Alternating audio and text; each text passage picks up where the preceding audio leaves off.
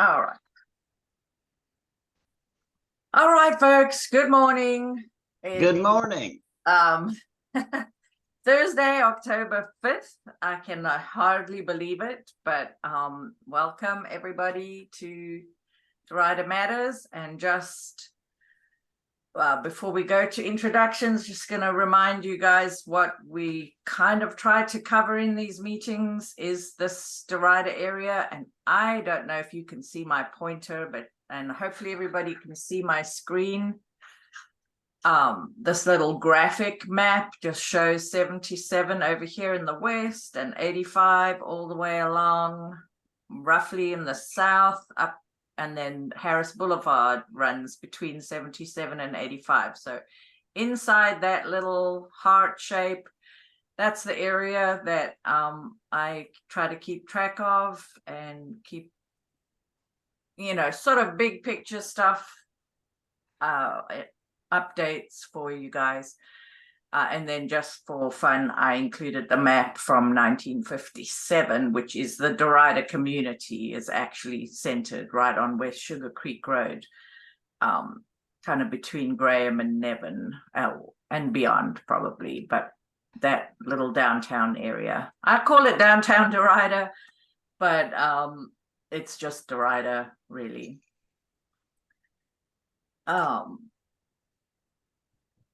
And there's a little reference for you guys, a reminder when you get the slides, you can always see kind of who you got to figure out which district you're in, and then you can look up your representative.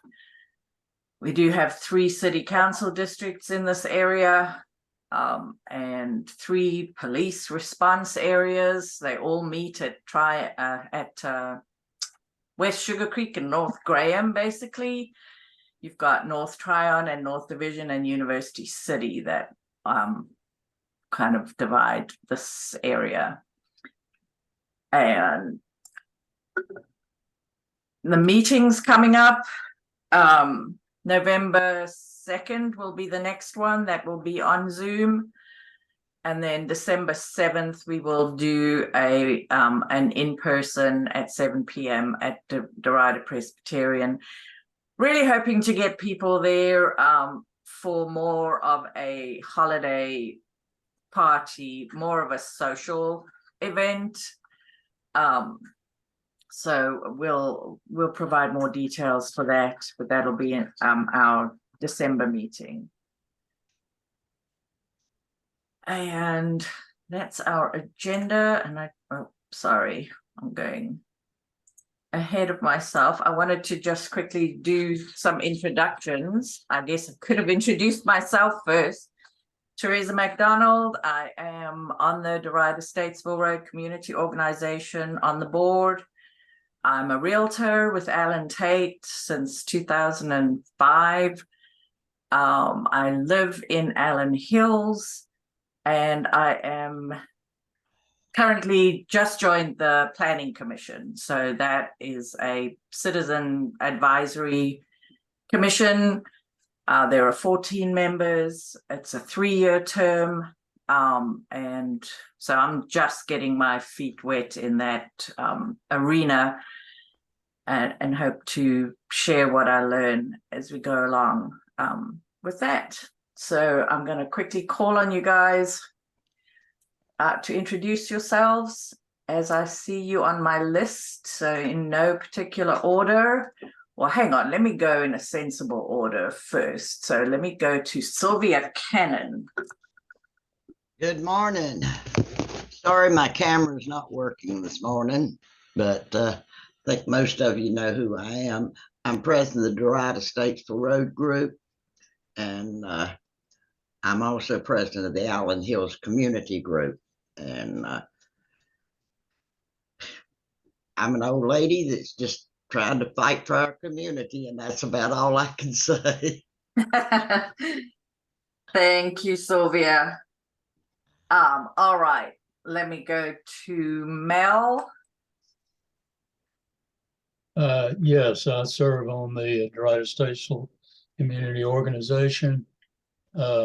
I spent 18 years as the HOA president of the Forest Pond community. 12 years with the city of Charlotte as a procurement officer. And a little bit sad this month because it's my birthday month and it's the last of my 70s. Oh, party time. Oh, you're gonna catch me, Mel. You're gonna catch me. Yeah, okay. Awesome. All right, and then let me go to Thomas, since we have a rare appearance by our other board member, Thomas Templeton. Good morning. Good morning.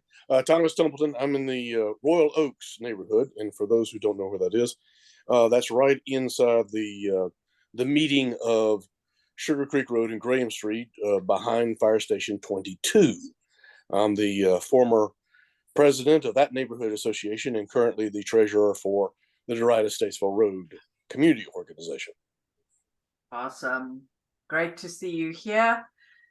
And I think that's all the Derita Statesville board members that I see. So now we'll just go to the list. I have somebody showing up as Carol.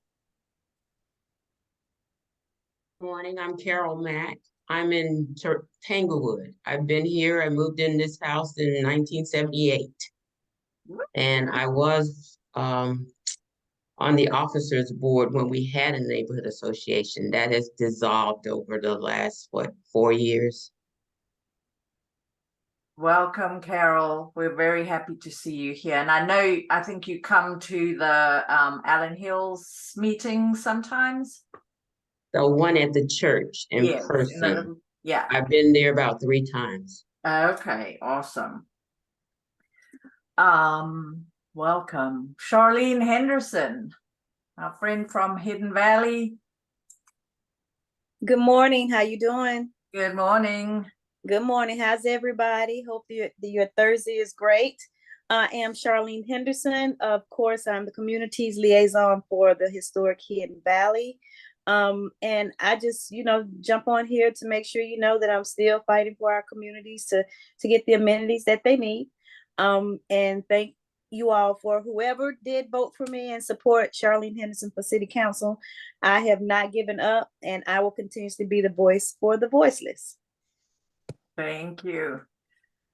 All right, Shantae. Hi, I'm Shantae Bullock, and I sit on the HOA board for Scottsboro. Hey, Shantae.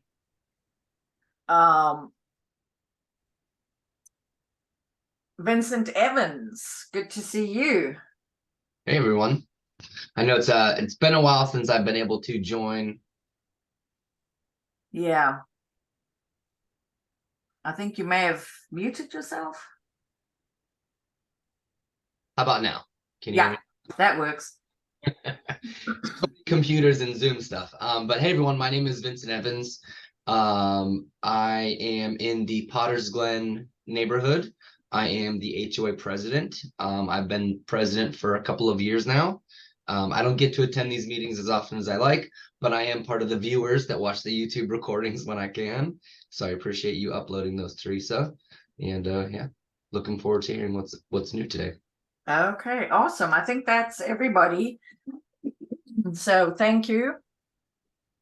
I will go to my agenda, and the first item I wanted to bring up, because we do have Thomas here just to help me share, and of course Charlene,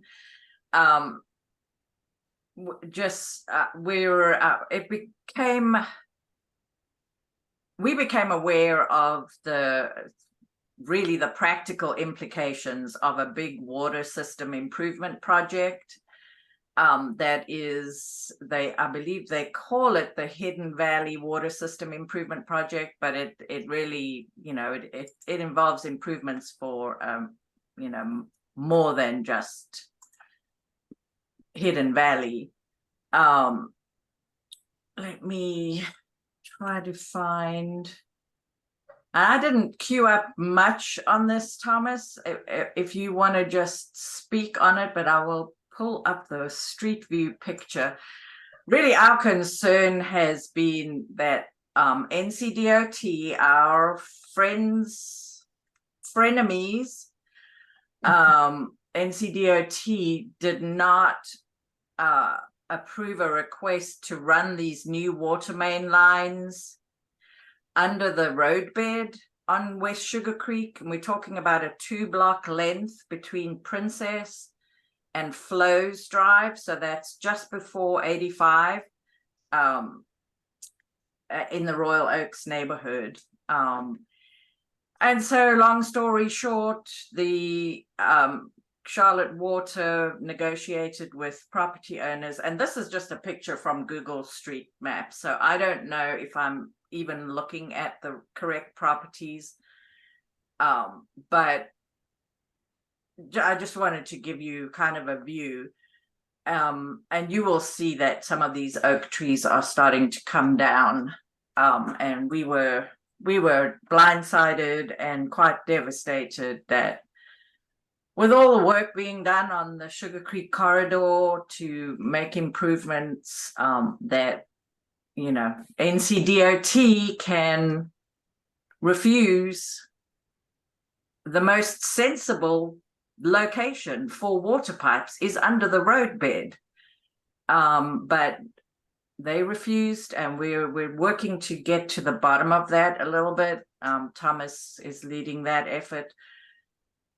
But it's probably too late because the city and Charlotte Water has already negotiated with the property owners here for an easement along their property, and everything along that easement will come out. All the trees, you know, whatever vegetation is there will be removed, and it does include 22 big oak trees.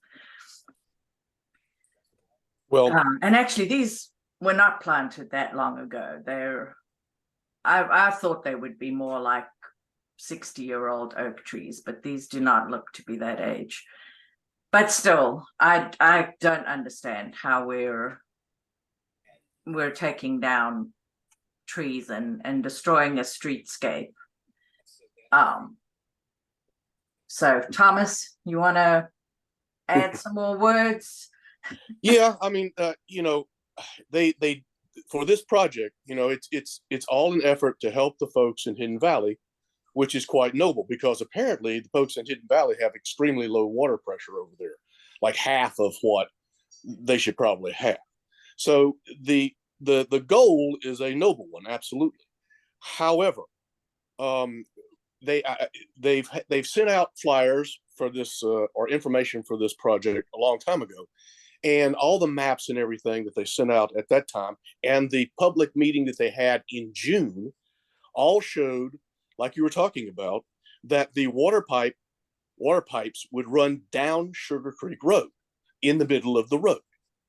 And when I got back from vacation at the end of last month, I come to find that, oh, somebody has surveyed some sort of corridor down the front yards of these people for 2 blocks. And I'm looking at this, what is this for? And the trees, as you can see, are all numbered. And so they're sequential. So you can see that their plan is to remove 22 mature trees along this corridor and completely wipe them out. So, you know, I'm like, how is this possible?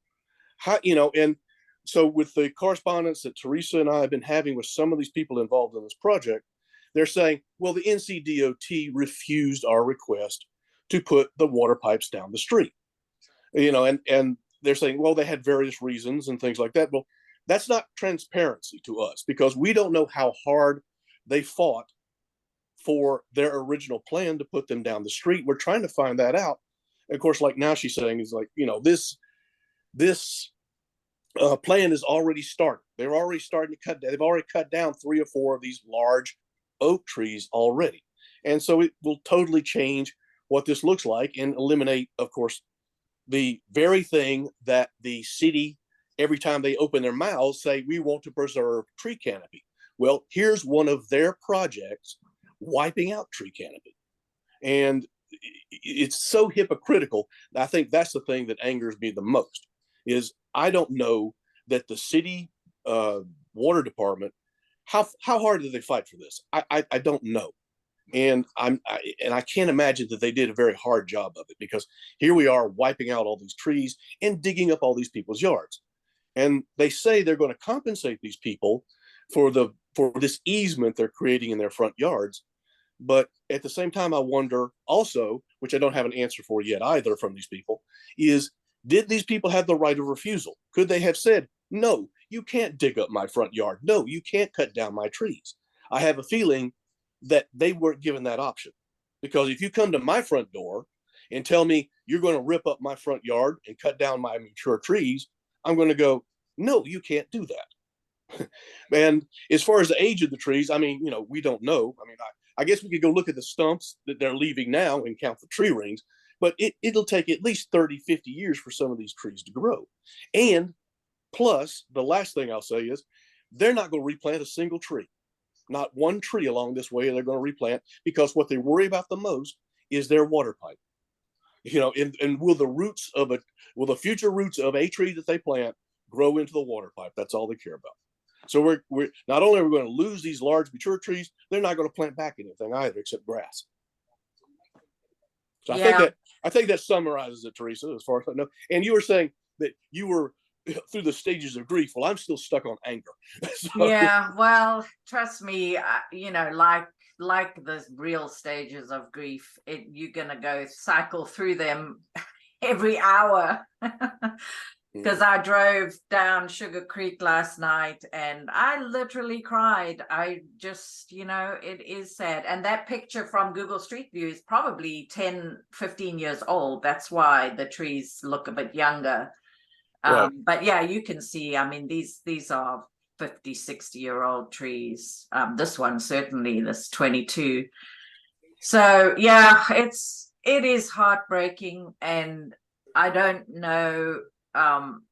It's just a microcosm of like the conflict that the city always has, because they do not have control of these roads that are state controlled. And they have to kind of play nice with the state agencies as well, because, if they don't. Yeah. I mean, who knows? there's playing nice and then there's doing the right thing. It's like, it's so easy for some bureaucrat in NCDOT just to say no, because it's easy to say no. It's easier to say no. Yes. Than give permission, because then you're responsible for giving permission if anything goes wrong. Right. So in a bureaucracy, it's always easier to say no if it doesn't affect you, or it doesn't fall normally within your frame of reference or whatever. And this is not the first hayride we've been on with the NCDOT. Sylvia knows very much about fighting the NCDOT and trying to get them to move on anything in a right manner. The Graham Street Extension Project is a classic example of the pitifulness of NCDOT. They're not a good agency, and they never have been, especially when it comes to anything in Mecklenburg County. They're just lousy at getting the things that this county needs done, or to help in any way, shape, or form, because they're out dealing with, mostly rural counties all the time. And when it comes to urban areas, they stink at it. Yeah, and that's really the conflict. And I don't know enough about the history. Like, why does the city not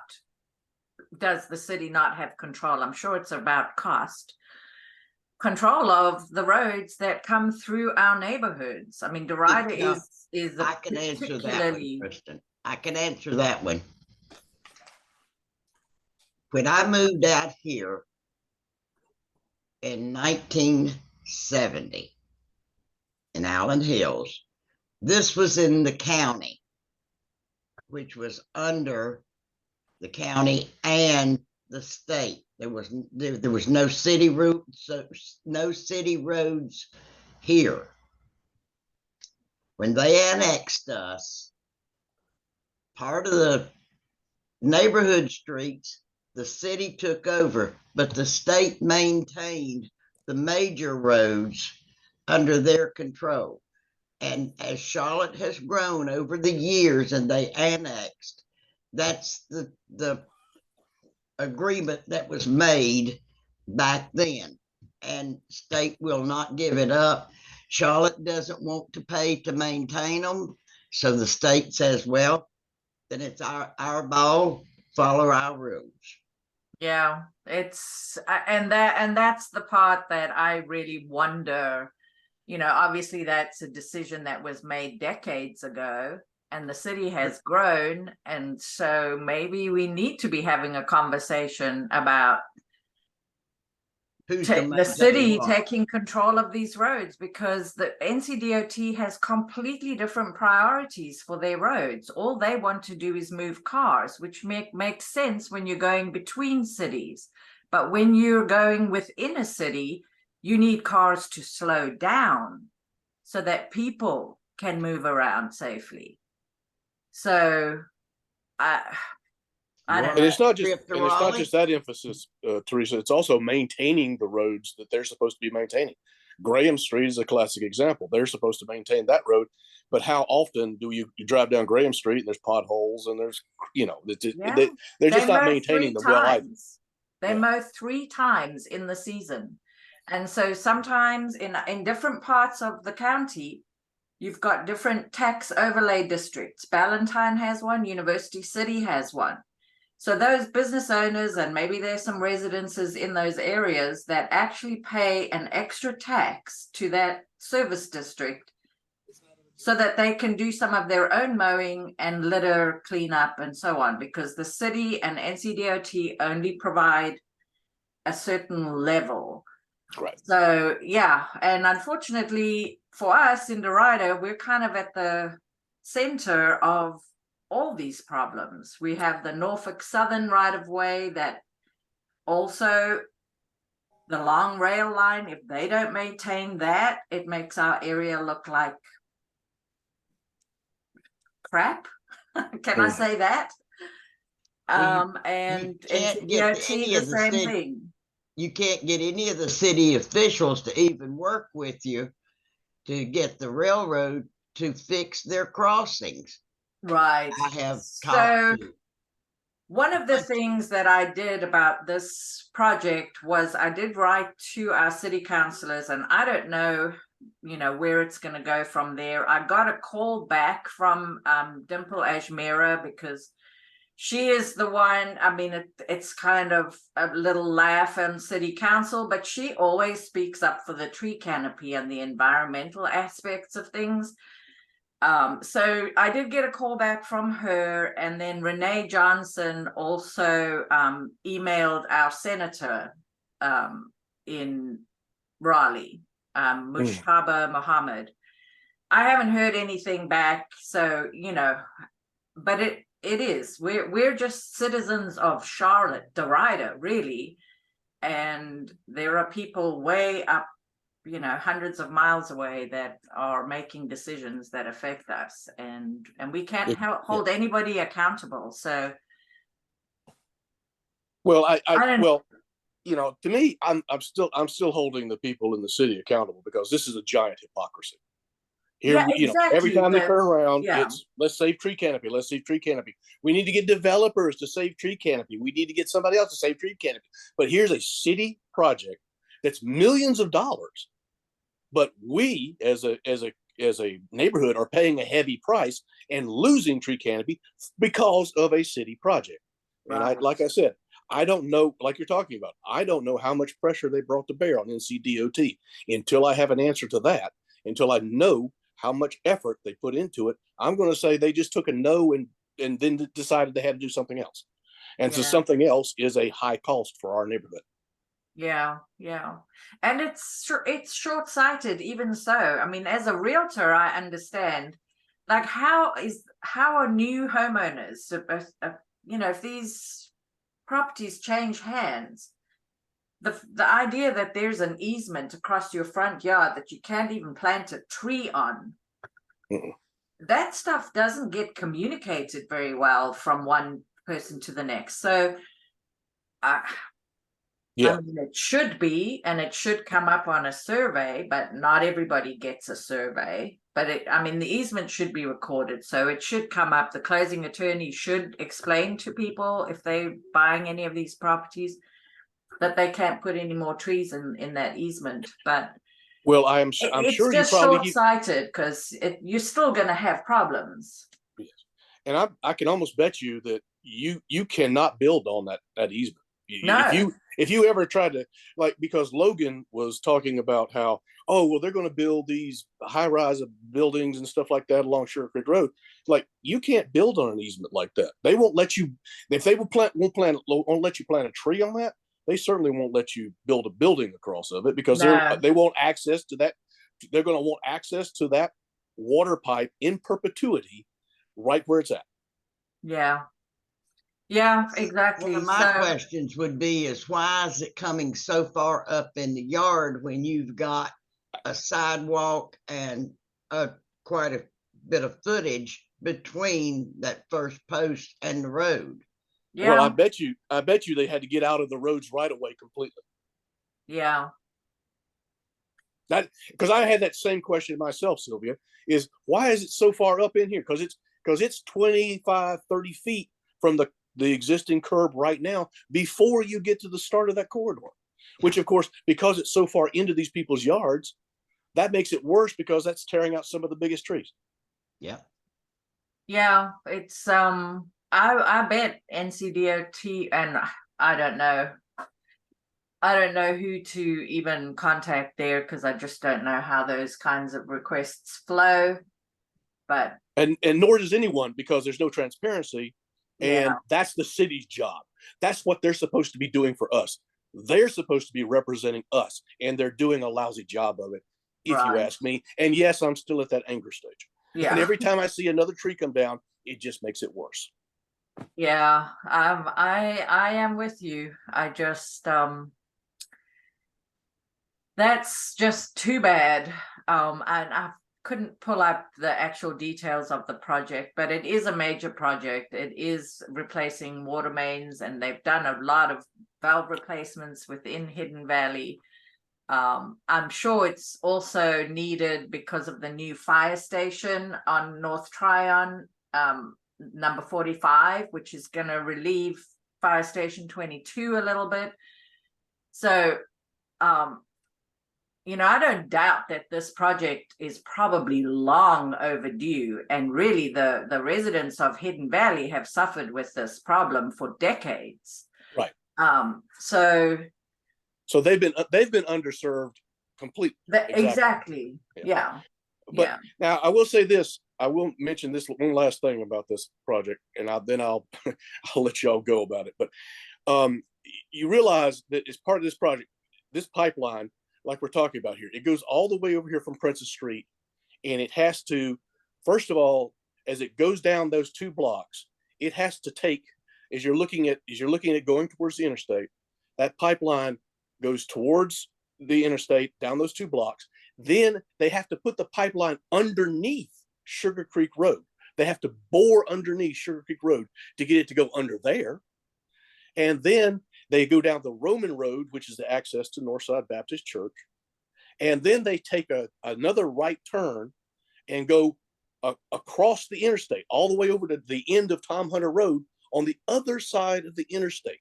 So they have the technologically capability of boring completely underneath the entire interstate over there to get this pipeline from our side of the interstate to Hidden Valley side of the interstate. But when it got to our neighborhood, let's rip up the yards and let's rip up the trees. Even though we have the technology to bore underneath, because it's too expensive for us to bore anywhere underneath your neighborhood, even though we have the capability apparently to do that. Yeah. I think it is like a lot of bureaucracies, just a lot of small decisions, even down to each individual homeowner. And nobody had like the big picture in mind, or nobody that cared had the big picture in mind that this whole streetscape is going to be destroyed. What we see here. And I think that's the thing we need to emphasize to all those city representatives that claim they care about tree canopy and preserving it and saving it. Here, once again, here's a project that's doing exactly the opposite.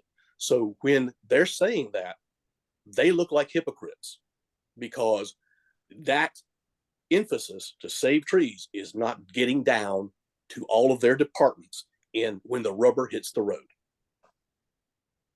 Right. All right, folks. Anybody got anything else to add on that? Charlene asks if we can get NCDOT. I will work on that. I do have a very good connection in their communications for Division 10. The lady that replaced Warren Cooksey.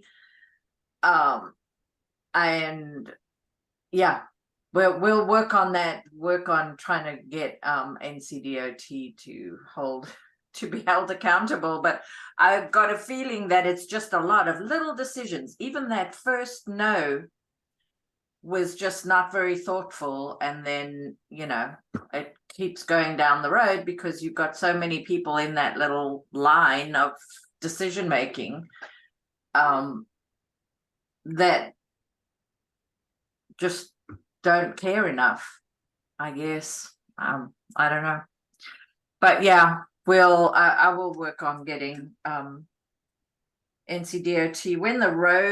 When the North Graham Street extension was going on, Sylvia had a very good relationship with Warren Cooksey, who was the communications person for NCDOT at that time, and he personally went to a lot of effort to keep us updated on that project. I mean, it was PR basically, because the project was going to move along at the snail's pace that it was always going to move along. But he did go to a lot of extra effort to make sure that we got updates every month about what was happening and what was going to happen next and all of that. But he has moved to another he's moved to the Turnpike Authority. He's not with NCDOT anymore. So his replacement, I don't know that she would necessarily take on that extra layer of communicating with us in particular. But and it's not one of their projects. Like I said, it's not. Well, it's they not said an NCDOT no. project, Yeah, it's not their project. They said exactly. no. Yeah, exactly. But it is their ability apparently to veto the city's plans, the original plan that they had to run the pipe down the road, like you were talking about, which would have made the most sense. Yeah, it would have made the most sense for now and for the future. It just just boggles my mind that this makes sense to anybody. I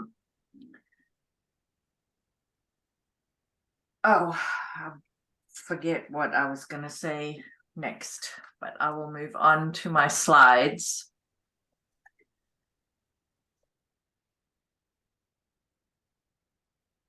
And I think the next thing I have is just the rezonings. We do have a few rezonings in Derita, and the map might be a better example. Some of these are not moving along really. This first one is I don't see that anything has happened. They filed a site plan, and the proposal, this is on Sunset Road, is to turn a couple of existing motels into housing. I believe that has been done elsewhere in the city. I'm not sure. Maybe we can get somebody from the city or from the planning commission or somebody who's got a bit of a bigger picture what can tell us about that. But I haven't seen anything new on that.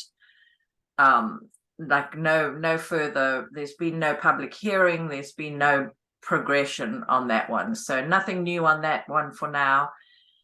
This one was approved. This is a 21 acres. It wasn't really a new zoning. This is on Mallard Creek Road, where they've already started construction near Hubbard Road. It's townhomes by D.R. Horton, and this was just a minor change because I think they bought a little more property there and they added another couple of townhome buildings.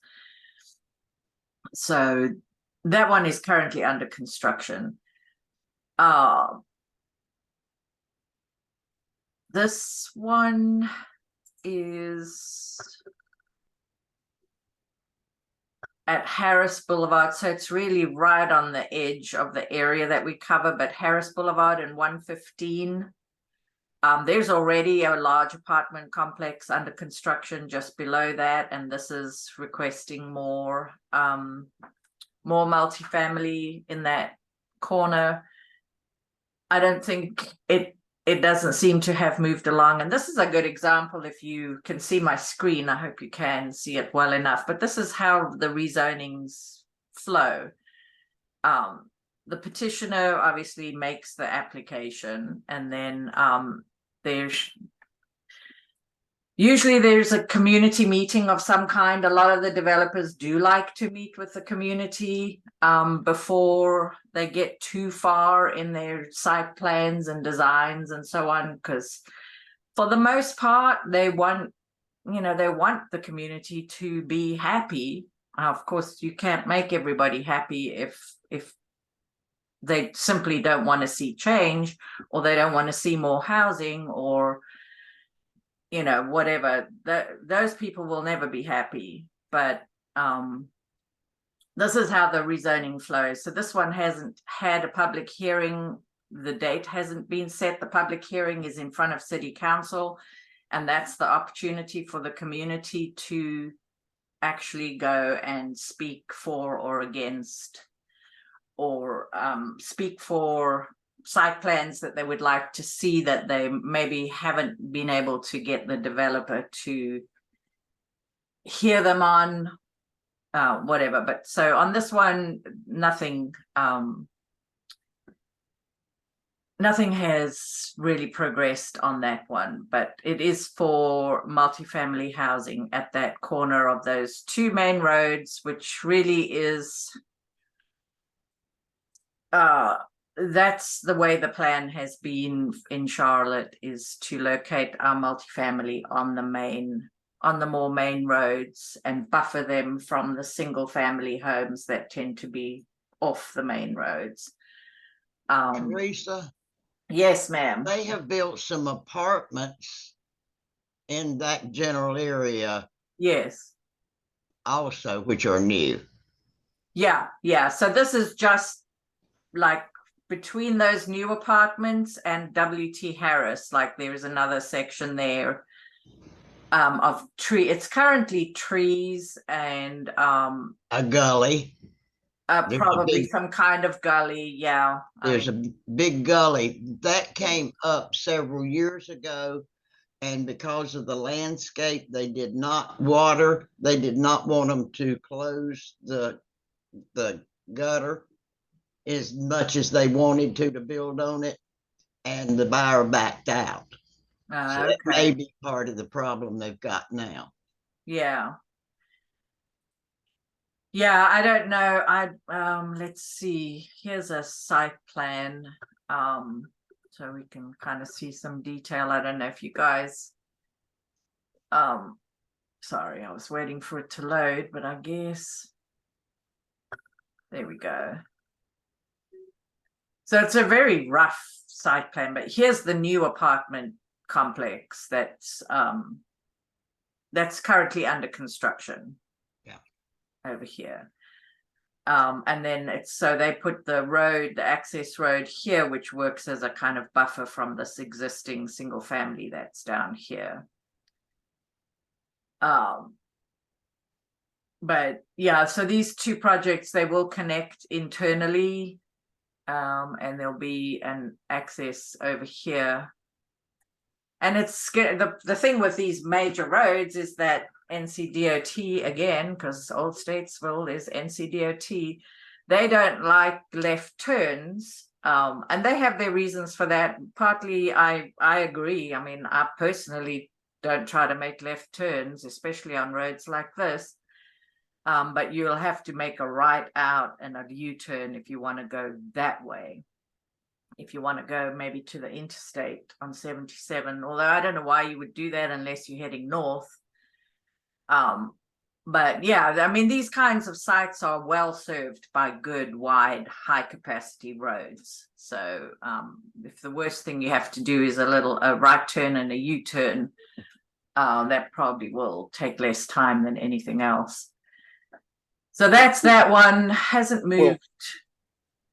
Well, Teresa, let me ask you a question. Because if you're coming out of this thing here and you have to make a right turn on the 115, where are you going to go down 115 to make a U-turn?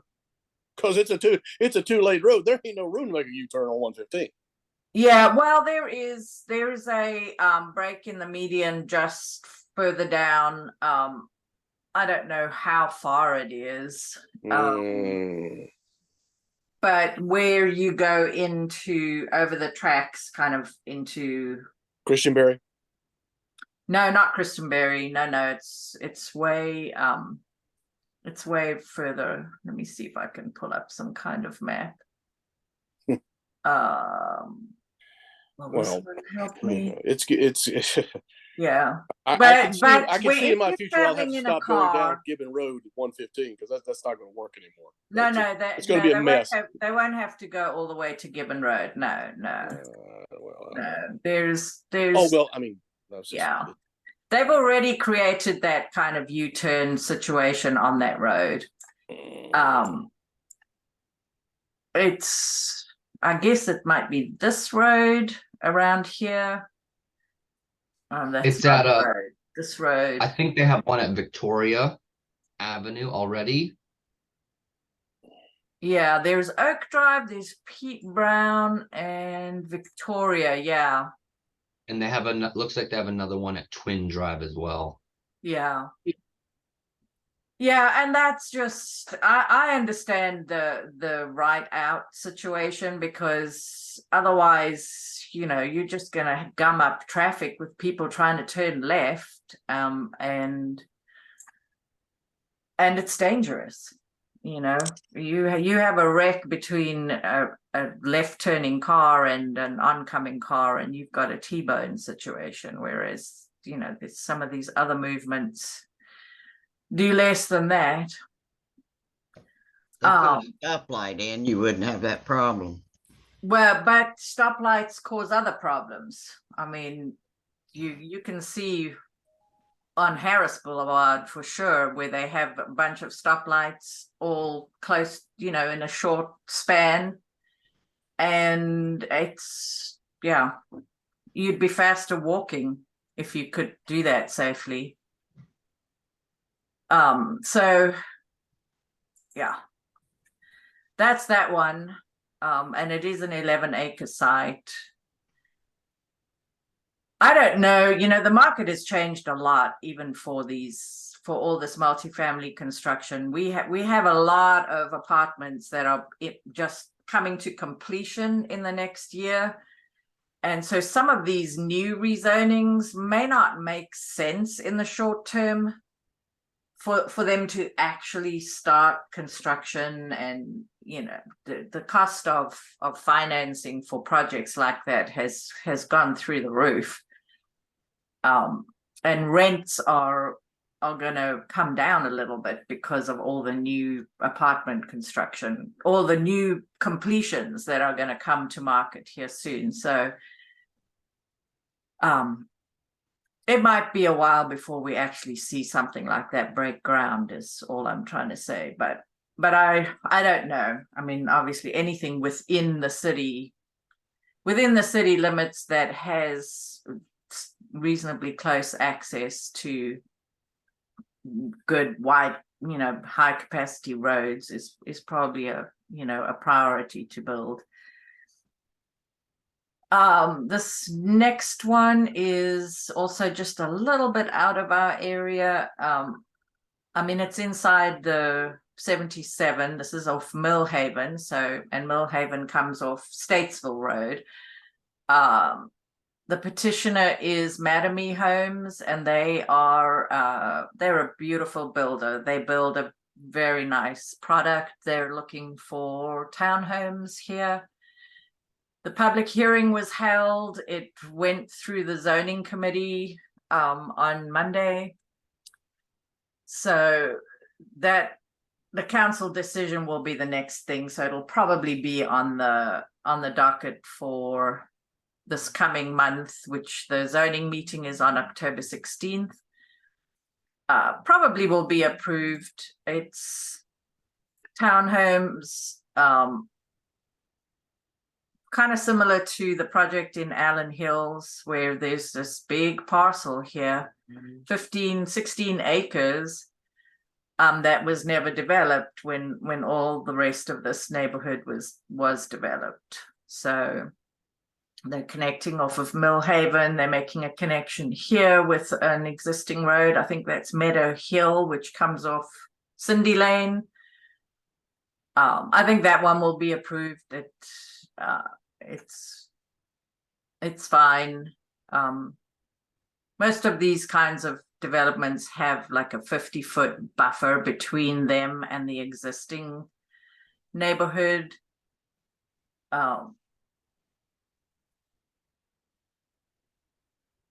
So that one will come up for a decision soon.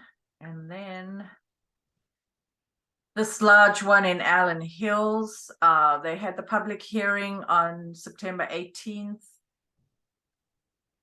And then the zoning committee, it was on their agenda on October 3rd, and they deferred their vote because one of the commissioners had a question that could not be answered by anybody that was present at the meeting, so that one might get bumped another month. But that one is a development. You can see the site plan's been revised several times, and this is between input from us in the community and input from the city and different departments in the city on this site plan. So the latest changes to the site plan, takes a while to, they've reduced the number of units. It's a large site, it's 25 acres. There's a big pond on the site. It's a beautiful, beautiful property. Most of the existing mature trees are in areas that can't be developed anyway. They were like along creek beds and so on. So all of this is not, this is kind of tree save area. Back here is tree save. And most of this is largely clear. It's not like a big wooded site. It doesn't have a ton of trees in this section. So from that point of view, they will end up with more trees here than they currently are, because they will be planting a lot more. And they're going to do sidewalk all the way from Allen Road East, all the way down to the bottom of Citadel here. And this section here will be a park, a public park. So it's about an acre public park. And they'll be serviced by rollout trash containers, the same as the rest of Allen Hills. So the dumpster site that they were kind of talking about placing over here is not going to be a thing. I think the city still requires them to set aside land and plan, on the plan for a future dumpster site.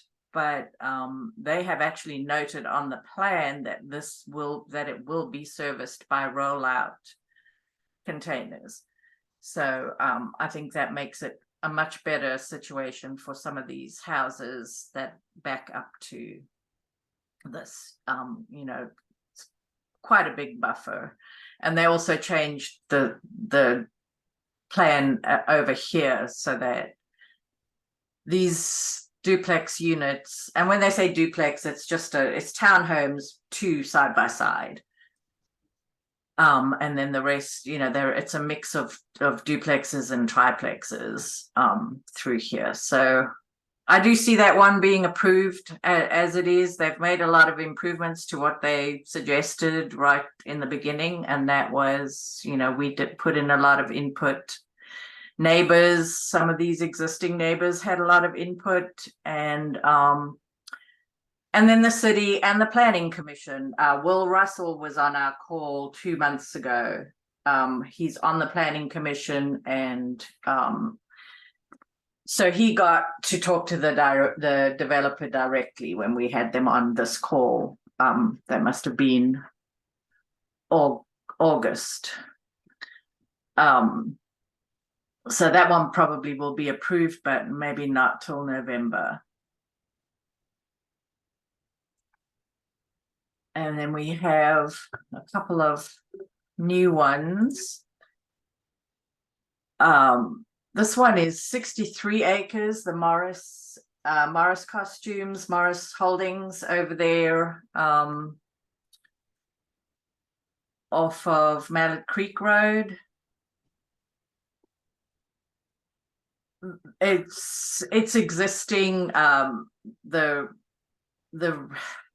current zoning is research park, which was something that they didn't really replace in this new in the new UDO, but they're requesting industrial 2, which allows a lot of things. They're not really changing their use. They're adding more truck parking, which will help, because we see, Mel, you probably know this, and some of the others who drive along Mallet Creek a lot. You'll see the trucks parked there on the roadside, and so they are adding truck parking on their site, which will hopefully give those trucks some place to be other than on the road. This one, there was a public hearing. I don't think anybody really spoke against it. One of the good things about this site, this proposal, is that they are dedicating a large section to future greenway, and this will potentially connect, and I should probably show you that on maybe on Polaris.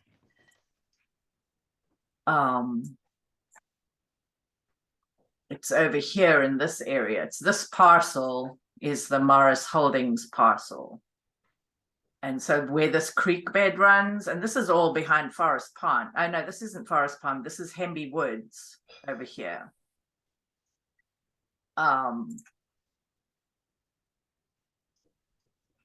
And this, this parcel we have already talked about, it's 60 some acres that has already been bought by the county for a future park. I envision it to be more of a nature preserve type of park, like Ribbon Walk or something like that, parts of Reedy Creek, and Greenway. That's potentially going to bring Greenway connection. I mean, really, there is huge potential here, if you can see my cursor, for us to have Greenway connection from downtown Derita all the way to like IBM Drive. And so to me, those kind of things are very exciting. Those are things that people look for when they look for a desirable area to live. They want greenways, they want other opportunities to move around, that they don't have to compete with cars and larger vehicles. So that's the one good thing about this rezoning, is that this whole section here is going to be dedicated for future greenway. So it just, and this creek bed, as you can see, comes kind of all the way, goes under North Graham and into this. All of this is really undeveloped. So that's that one. I don't think anybody got any objections or thoughts on that one, on that rezoning for that parcel. It's not going to change the use much.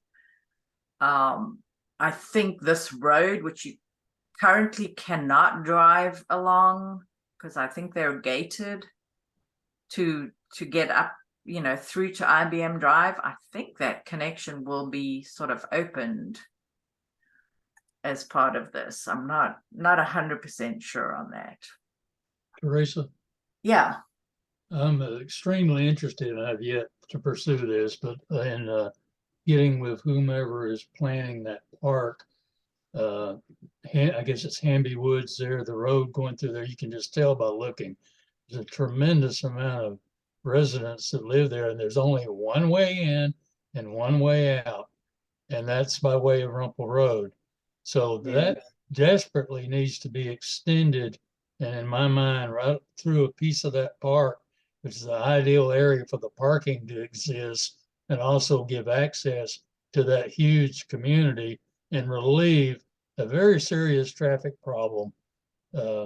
Yeah, So I'm just, I agree. Yeah, so we better put that on our radar seriously, to make sure that we can start. yeah, you have the cursor exactly where I would envision the extension of that. Yes, yeah, and side. that's logical, because it's crazy that they built all this housing. I mean, these are hundreds of homes here that Well, only have this one way in and one way out. Yeah, and for what it's worth, my significant other, Gail, lives on Ridge Lane Road, and there's a three-way stop at the end of that road, right there, yeah. Yeah, Over 50% of the people in and out of that neighborhood run that stop sign. yeah, Need a roundabout. yeah. A roundabout would actually would be a good idea in places Yeah. like that. Yeah, it would be good if I don't know that property would allow. They're, by the way, they're finishing up to the left of your cursor there. The Oh, the condo, townhomes. the condos, the right of condos there. Yes. So Yeah, I haven't driven along there in a while, so I need to go check that. You mean those very Right old of ones that have been there for townhomes. decades? Well, yeah, and they've had a decent renovation, and they've added some new buildings on that site, so I think it's gonna look a whole lot better. I haven't driven by there It couldn't be any worse, that's for sure. Yeah, it was pretty bad. So yeah, long needed. So that is yeah, that's a good point, Mel. I did meet Elaine Powell, who's one of the county commissioners, at a meeting recently, and had a pretty good rapport with her. And I don't know that her priority would be road connections through parks, but well, it's another different agency that has different priorities, and how we get them all working together to solve yeah, there you problems go. for our residents is just a mystery to me. Well, buried in my notes is the name I've obtained of whomever is responsible over that, the planning for that new park. Yes. And I just got to get my act together and try to get in touch with that person before, they get. Yeah, and I don't know, too far the county's been on a big buying spree, buying parkland, and this is part of it, but I would bet that they don't have the funds necessarily to start, developing a lot of this in the short term. But yeah, this absolutely, I mean, the road is set up for it to be continued through that parcel, because this was all IBM land, and that's probably why it was not, done at the time. But now it is county owned, so there is some promise. It's of course not easy, because this topography here there's creeks and lots of beautiful old trees too. So anyway, it's something that really should be done. Yeah. What other, this over here does present quite a barrier, this whole creek and these creeks, this one that runs behind between Hemby Woods and Ridge Lane, the single family here, that's quite a ravine. But anyway, we'll keep that in mind. Mel, I will lean on you to also find the right people to talk to and make sure that we know what's coming up when decisions are going to be made. But CDOT, I bet, would also be a good contact there.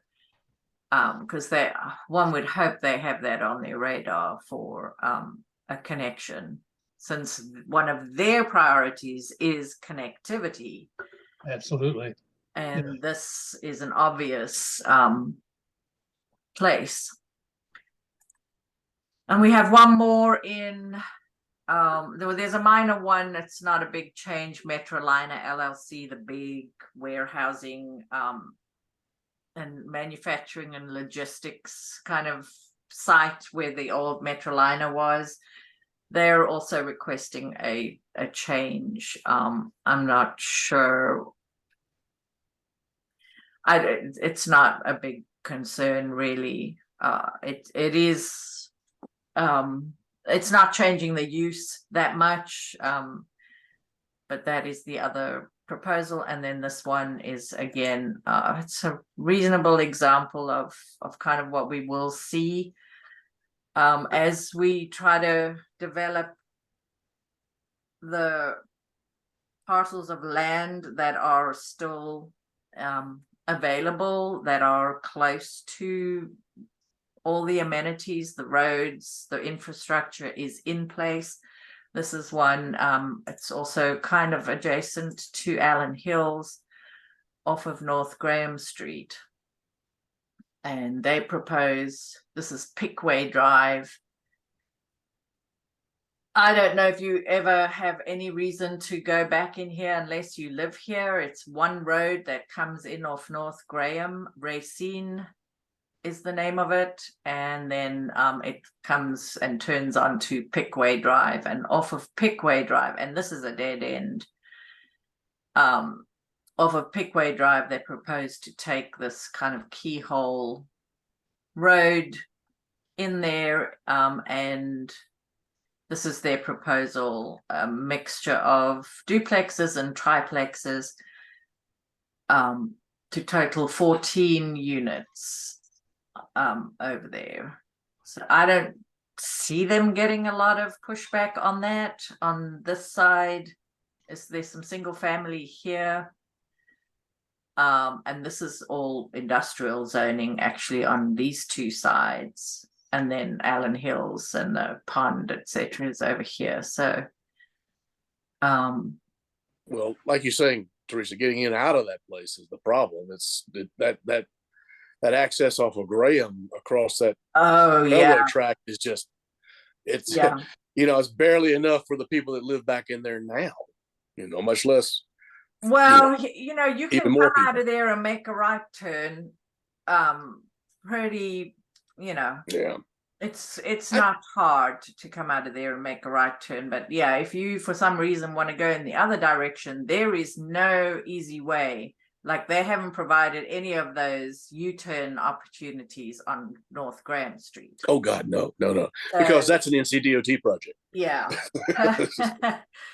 Well, yeah. And once you add 14 units here, you've probably got a total of maybe 30 houses that are back in there. So I don't know how many trips that is, but well, it's going to be I think hard they'll like their location here tucked away. It's really the perfect situation. A lot of people like this, to be tucked away off the road, but you minutes to a big road. Well, and I'm not sure is that, I can't remember if that railroad crossing right there, does it have a gate and lights on it? I can't remember. no, Oh, actually, yeah, I'm not sure that it does. Yeah, it does not. Yeah. And of course, the trains that come through there, they only go like 5 miles an hour. So yeah. Yeah, that's true. That is one of the so that probably that is a good point to bring up over there, that maybe the biggest problem is people trying to outrun the train. They want to get across. Oh yeah, every time. Yeah, every time. But yeah, I mean, it takes, as most of us know, I think it'll take 30 minutes for a train to cross through Derita because it goes so slow. Right. Yeah. Well, the crosswalk, the cross areas, the streets, there's so many of them Right. that they can't. They don't dare. Yeah, Yeah. we probably don't want them coming through here at even Oh, no, 30 no, no, no, miles no. an hour. That would be very dangerous because yeah, But you can't get anybody from the railroad to fix their crosswalks. yeah, No, and that brings up the larger question about, will we ever get the rail line running from downtown Charlotte up through northern Mecklenburg County? Because the rail people won't let it happen. But at the same time, how do they not? Because I can't imagine you would like to keep your trains running at 5 miles an hour. right. Because if you're sharing that railroad track, the city has to upgrade all that track to make the light rail happen to go north. So all those crossings would be upgraded so that you could run trains a whole lot faster than you do now. You would think it would be a win-win for them. But once again, you can't get one bureaucracy to talk to another. Got Yeah, that right. and actually on that subject, I don't know if I put it on my agenda at all, but on that subject of the red line, the commuter rail that, has sort of been Died. on, in 2007, it was a very close to sure thing for the cats to use this line, this Norfolk Southern rail line, and run commuter rail. Would not be light rail. It's commuter rail, which is different. It wouldn't have as many stops as light rail, for instance. But that is kind of back on the table. So somewhere along the line, positions have softened. And maybe it is a realization, or maybe between the state again, because this is North Carolina controls the other rail lines in the area, and then this one is owned by Norfolk Southern. Norfolk Southern hardly uses this line. There's two trains a day. Yeah, Most they of them, hardly one in use the it. afternoon and one at night. Yeah. So it's really between Norfolk Southern and North Carolina, state of North Carolina, to try to make an agreement around this. And again, Charlotte, we just wait for the crumbs, I guess. But yeah, that it is on the table. So something has happened. Something has changed slightly. I don't know where or what. Nobody's really coming out and saying anything definitive, but they are talking about it again. The red Well, line. I'm surprised to hear that because I Yeah. thought it was completely dead. Yeah, no, And, well, it's but not. once again, it shows because there's a lack of transparency about how these agencies or these bureaucracies talk to one another. We don't know what they're doing. You kind of hope that they do it, but like this situation with the NCDOT here in our neighborhood, Yeah. you just have no idea. And I think the other thing, the point I'm making is like, that if this was a more affluent part of Charlotte, that somebody would be exerting more pressure to change minds in the bureaucracy of people like the NCDOT. That no that they got for the water pipe would have changed to, oh, okay, go ahead. If it had been another affluent, because there's no way that they would have ripped up the front yards and cut down the mature trees of someplace like Byers Park or Dilworth. That just wouldn't have happened. That wouldn't even be considered in places like that. But here, oh yeah, we'll do that to you. Yeah.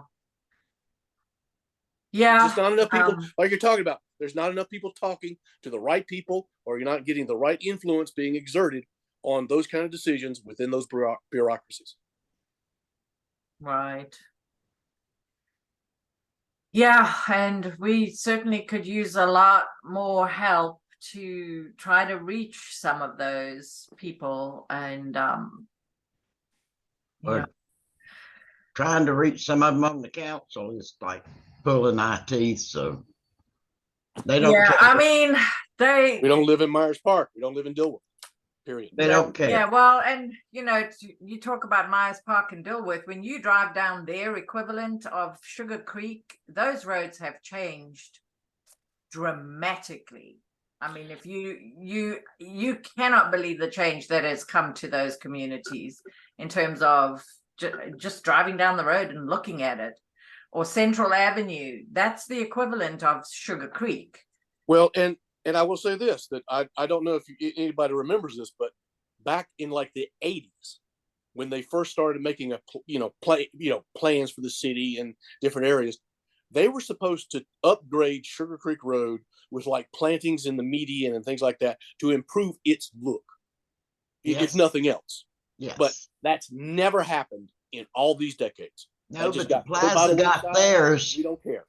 The Yeah, plaza got theirs, but we didn't. Exactly.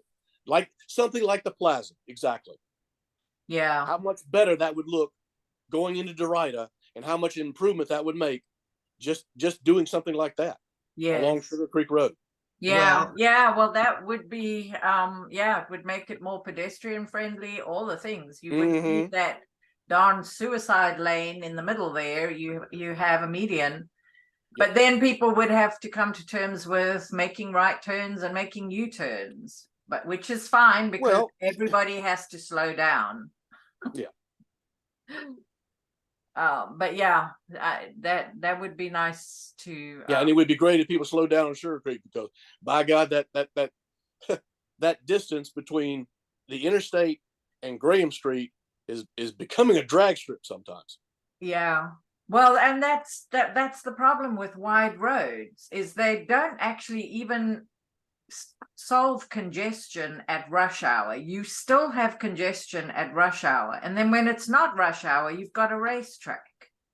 So if I could wave a magic wand, I would make all these roads one lane in each direction with a couple of turn lanes, and you don't get to go more than 35 miles an hour because you just can't.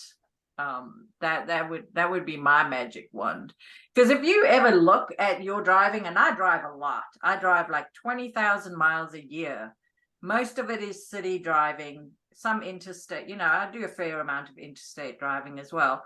If I look at my average speed, it is always around 35. That's it. So you don't get to go faster than that, even when you're sometimes doing 80 and sometimes doing 45 or 25. So yeah, I would love to see us slow down all these roads, but boy, that's a thing that I don't know how long that will take NCDOT to come around to. I know they are, like the big state departments of transportation, they are coming around to it in other states. They're realizing when they take roads through cities that they need to accommodate more than just cars. They need to make it safe for people and bicycles and wheelchairs and, just other ways to get around. Well, when you've got the Speaker of the House of the North Carolina House of Representatives going into forums and saying, "Oh, you should just build more roads." Well, Yeah. it all trickles down from the top of there. Yeah,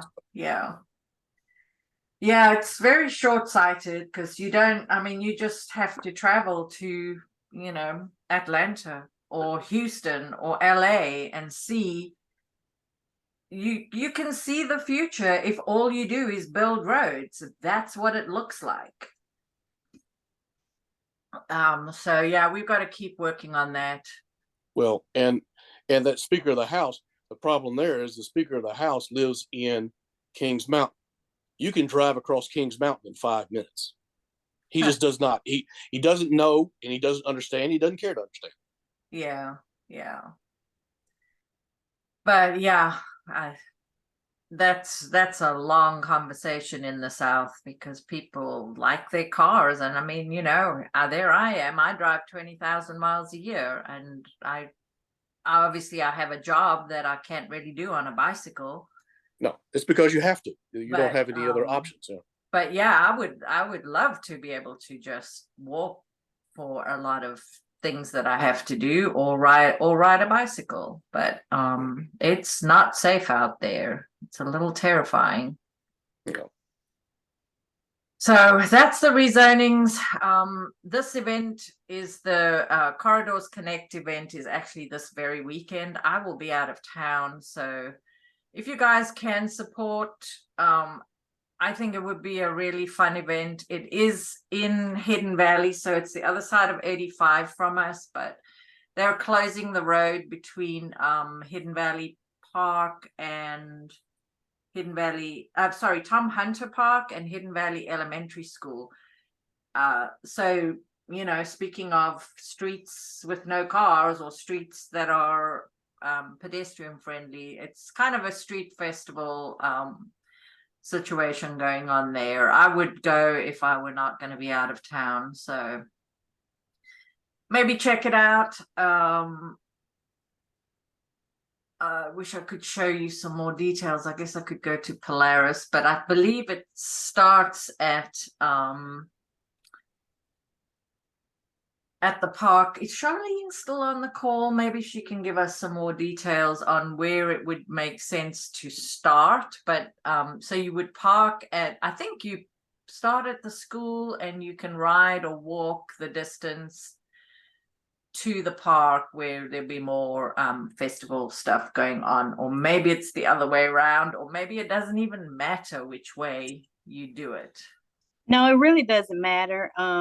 Coming around the curve on Tom Hunter is a little tricky, but the Seventh-day Adventist, which is the church, you're allowed to park in that parking space, and then you can park. You know, people park kind of like up and down, wherever the markers are to block it off. You can just park with on the side of the streets. Okay. But it's not parking. Yeah. So that, I think that'll be a really fun event.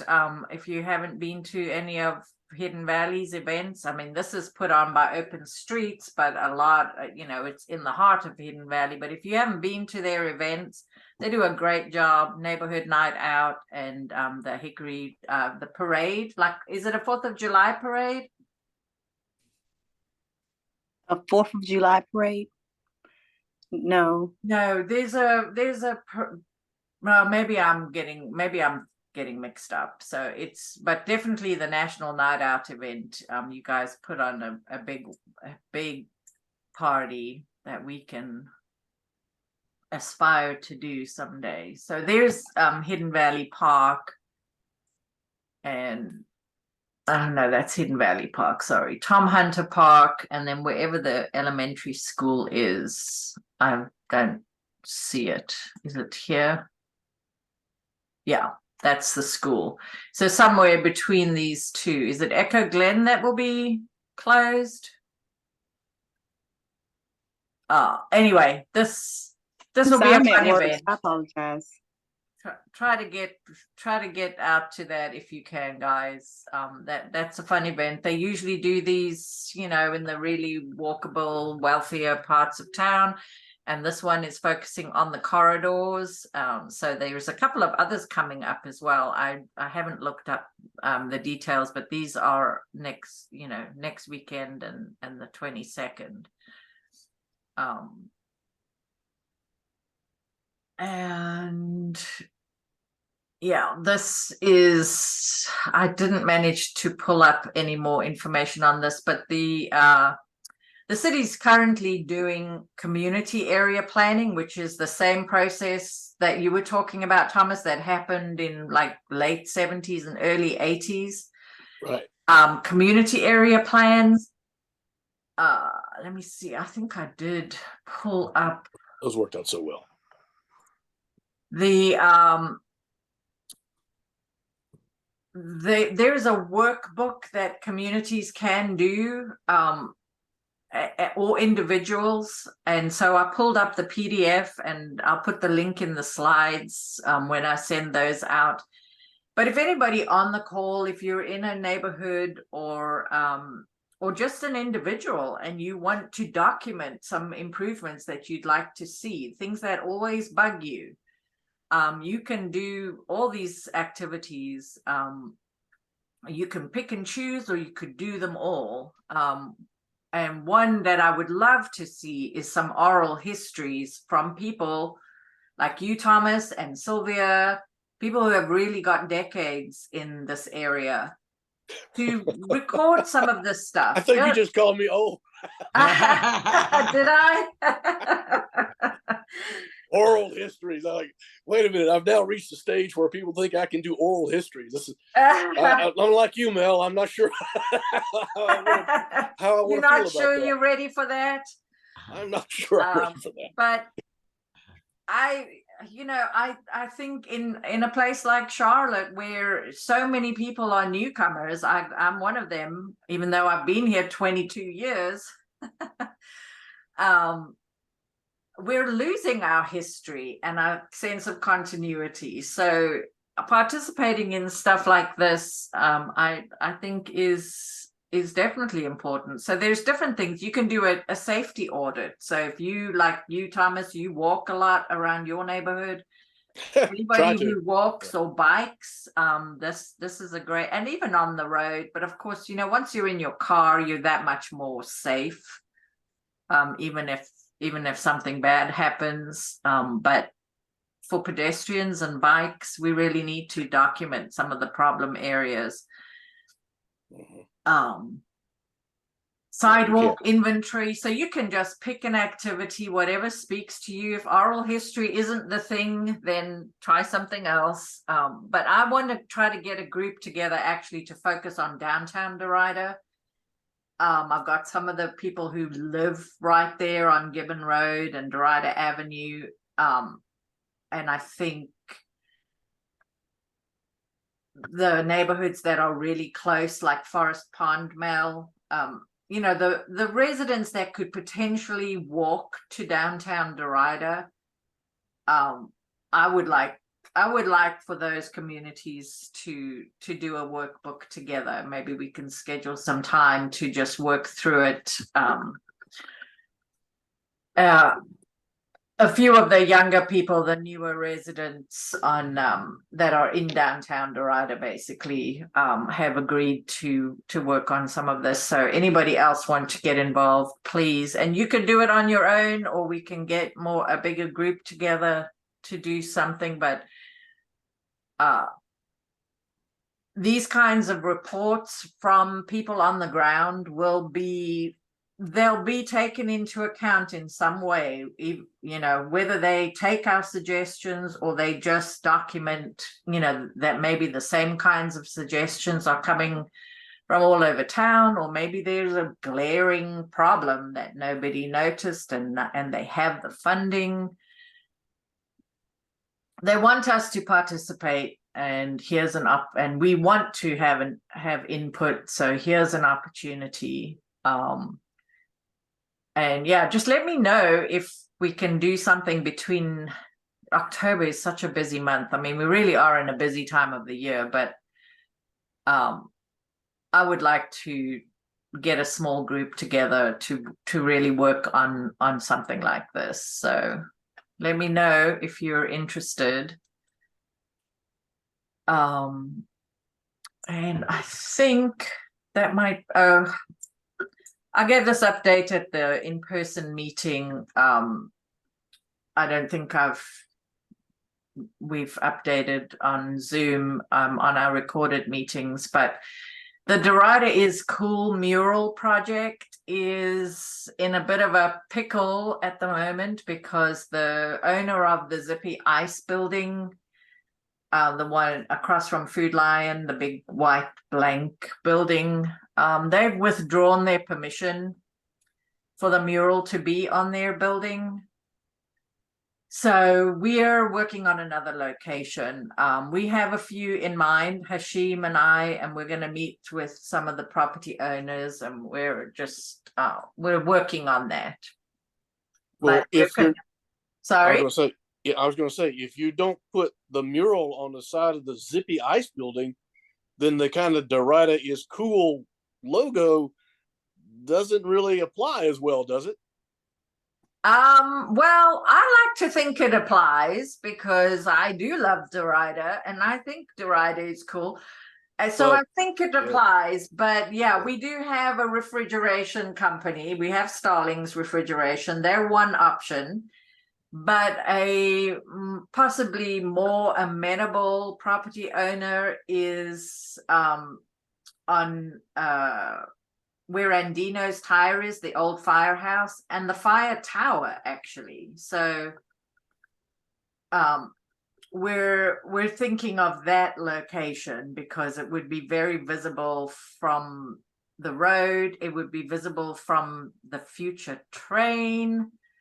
But yeah, we've still got a lot of work to do to get the permission from the tenants in the building and obviously the property owner. So we've got a few locations in mind. And we're working on that. And yeah, we're operating on the assumption that Derita is cool will fit, that it doesn't really have to be related to a building that, although there is an ice machine on that property.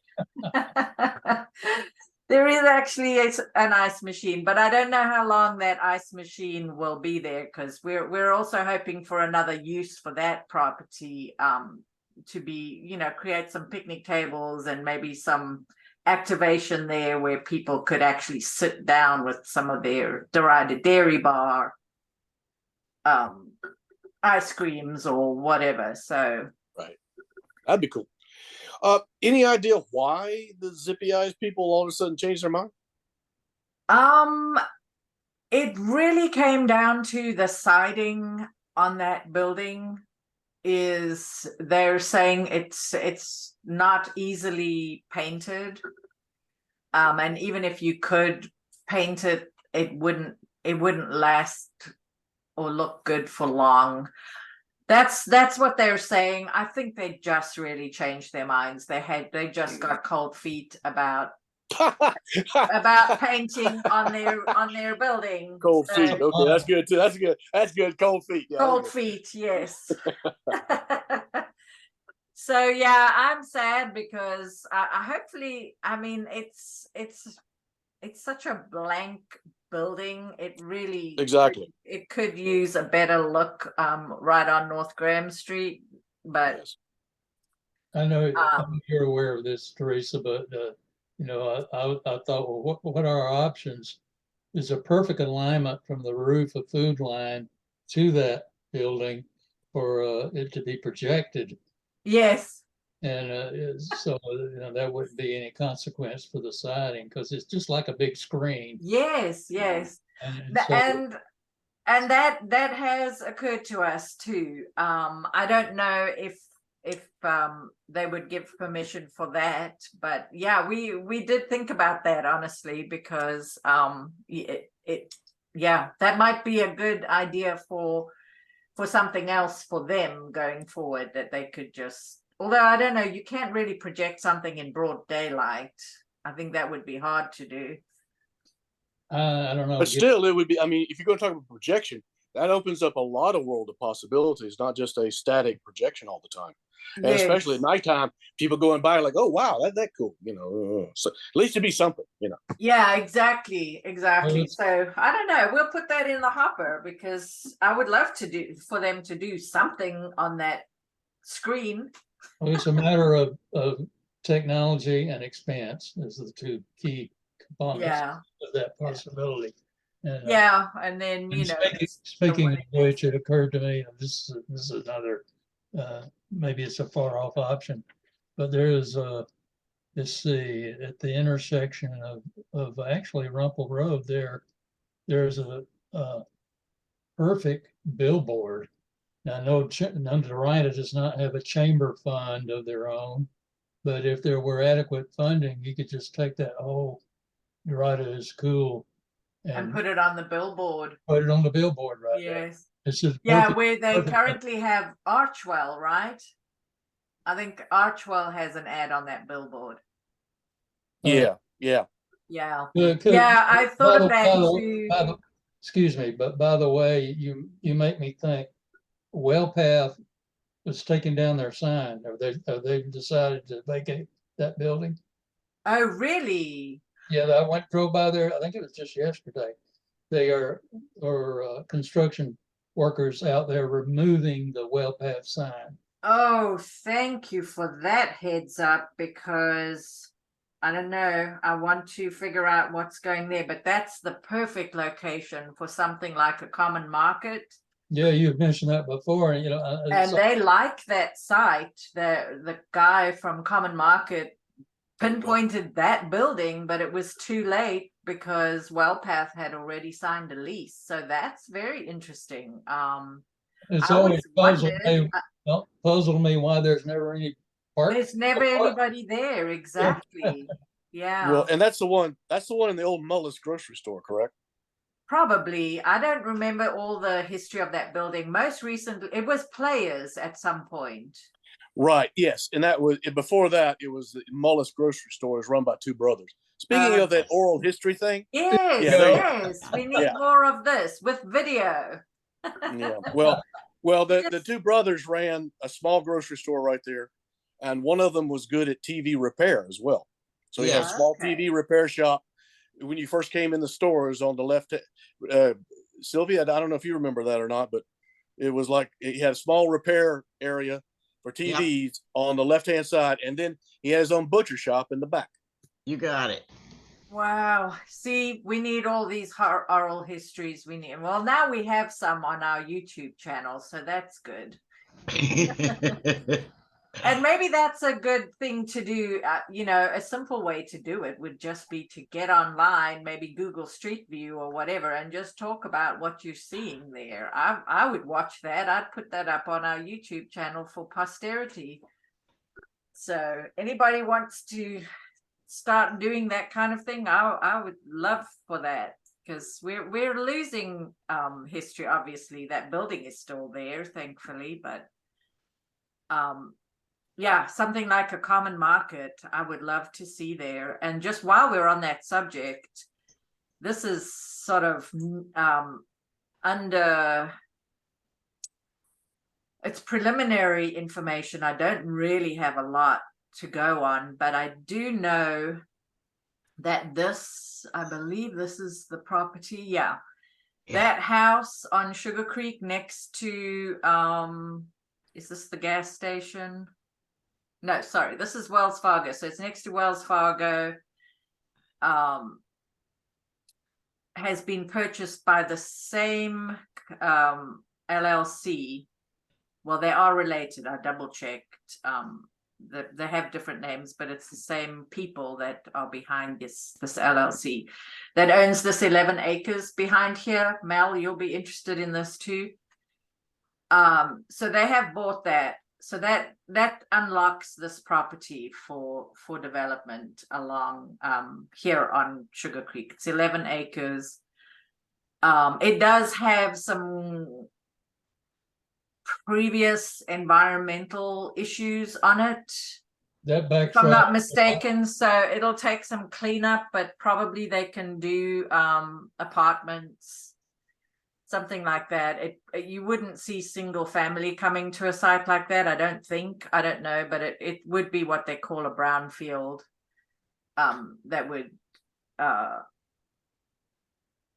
be developed. And so, if you look at this, an aerial view, you can see all of this between Sugar Creek here and North Graham is largely undeveloped. And there is a big ridge here, and there's a ravine. There's definitely some topographical constraints, but I am watching this because this property here is 10 acres, and I believe, trying to get information, but I believe that there's an offer on this property, and I wouldn't be surprised if it's the same people. But there's a property in between that connects these two that would be key to putting all of that together for something comprehensive. But that something like that would really be exciting, to put a lot of bring people to downtown Derita that could really support all of this, that would make this a very walkable area. Honestly, if they build something nice there, it's the kind of place I would contemplate when I get to your age, Thomas. Thanks again. Thank you again for that. Just kidding. I know we're about the same age, although Wait a minute, Mel's the retired. one that's in his 70s. But you Hey. know, when I can't take care of my house anymore and don't want to be mowing lawn every Well, there's weekend that. or whatever, Can't take care of I that would now. love to live in a little downtown like this and be able to walk to Maria's or, you know, walk for most of my needs. Well, find a place. The owner of that property, am I reading that right? To do new. Okay, Yeah, I'm gonna when give it's up a on the last name. I Vietnamese, can't even pronounce it. So yeah, it's a Vietnamese name. okay, to do. When, Wow. Okay. yeah. To do Nugent. Yeah, well, yeah, you don't say it like that. You just say I'm when. sure we're totally It's wrong. just when.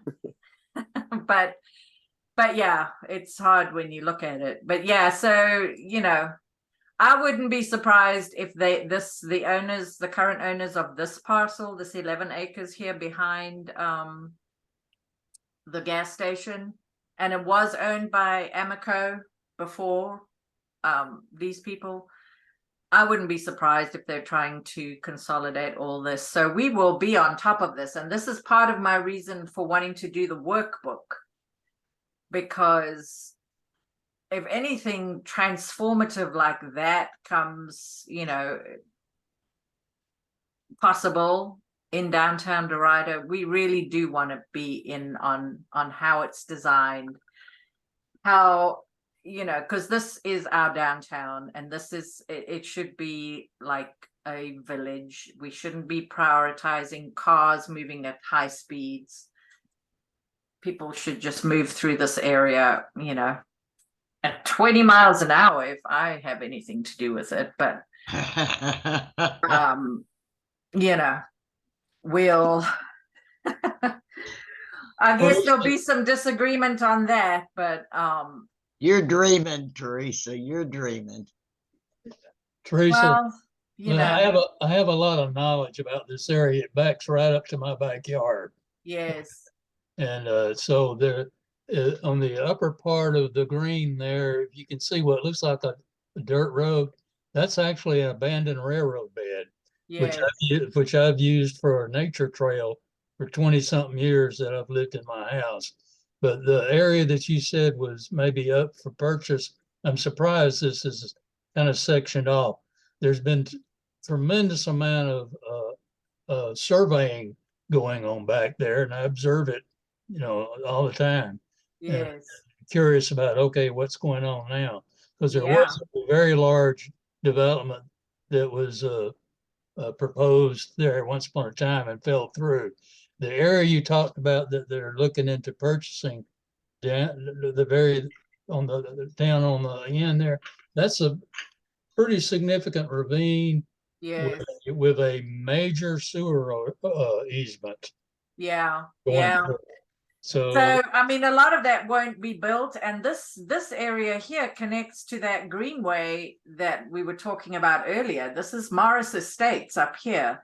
So I yeah, mean, this could transform Derita like to just a really amazing place where you can take the greenway all the way to the university if you want to, or you know, you can go just to the park up there, the big park, you know, the IBM Drive park that hasn't been developed yet. The city's got to make Well, greenways safe before I'm going to get out there. The greenway is safe. It's very safe. It's not safe to go anywhere by yourself in places like that. So buddy system as always applies. But yeah, no, the greenways really are safe. I don't know. I mean, yeah, we've had a few high profile incidents on the greenway. But you can't no, watch the news because you don't want to they think go it's by I go by myself, but if you watch the news, you think they're all crime ridden. I mean, that's the news's fault because they love that kind of story. yeah, They love nothing but telling that kind of story. Even right. though 99% of the greenway is completely safe, they love to talk about the 1%. Anyway, but Mel brings up a good point there. I'd forgotten about the rail spur that goes all the way over from Derita, all the way over to what used to be the IBM complex. Yeah. Right through that area. Is this another oral history, Thomas? Yes, it is, but it's not as old as Mullis Grocery Store. Okay, but yeah, because IBM, they were using the rail line there, and they had a spur that went off of there, right across and back through there, all the way over to their what was their manufacturing complex over there in IBM. Yeah. Because they needed that rail to get their supplies, materials, and things in there. Yeah. So that rail but it got bed, abandoned a long time ago. someday I would like to walk that rail bed, maybe Mel. Oh, I can oblige. And Yeah, let's do that, because that's great potential for Greenway. Right, exactly. That infrastructure is still there. I'm willing to bet all the way along. Well, Yeah, it makes a perfect pathway because it has to be a certain level for rail. Yes. Just don't demolish my house, because that's where it ends. It used to go through where my property is, because my backyard is better than 50% gravel. Oh, so maybe it doesn't exist because Forest Pond was built. Yes, there you go. Yeah, there you go. And I have been told a little bit of history because I investigated. Gary Puckett told me that a railroad engine went down that track 2 times, and that was it. Yeah, yeah. Well, I mean, IBM had plenty of money back in the day. I mean, that's what they could do, So they have that whole thing, IBM Drive and all that stuff. That was a private road. You couldn't even get on it. Yeah, it was gated. You couldn't get. It was owned and operated by IBM. You couldn't get in there unless you're an employee. Yeah. This where the ice building is. This is where Andino's tire is that we were talking about. And then you can't see it in that. Oh, there it is. The fire tower for the mural.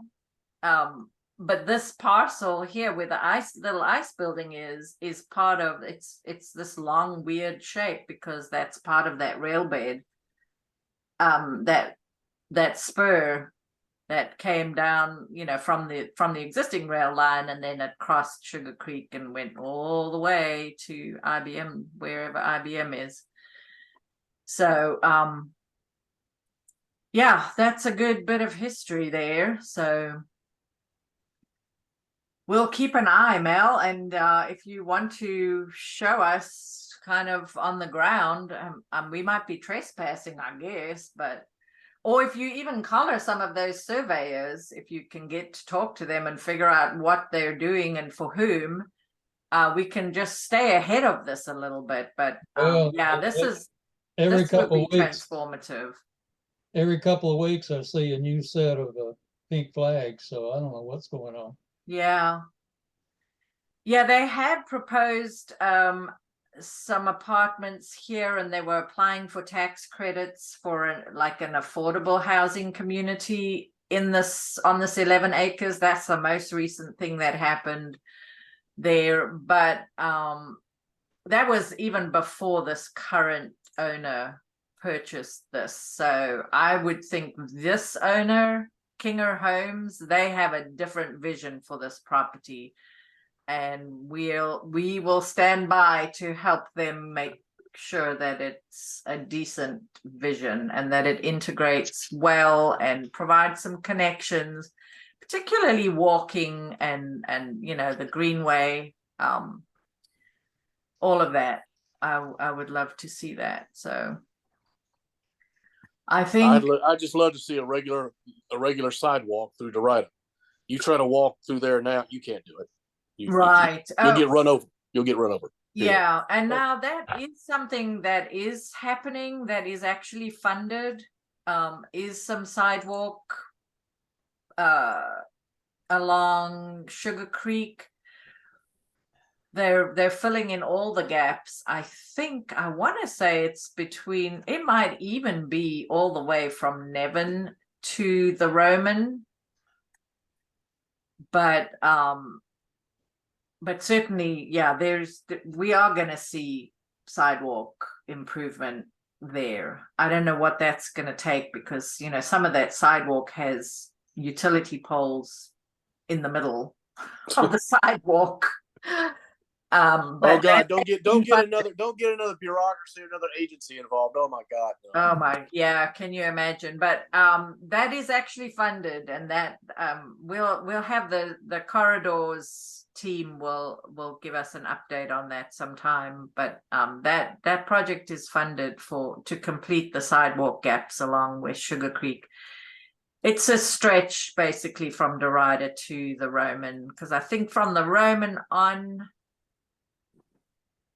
there's pretty decent sidewalk, I think. I don't know. You know, of course, 85 is a huge barrier that Yes. not pleasant at all. Even if you were trying to do anything other than drive, it's highly unpleasant. It's not pleasant to drive either. So, you know. Yeah, no, it's really not. But I mean, if I had to choose, I'd probably drive.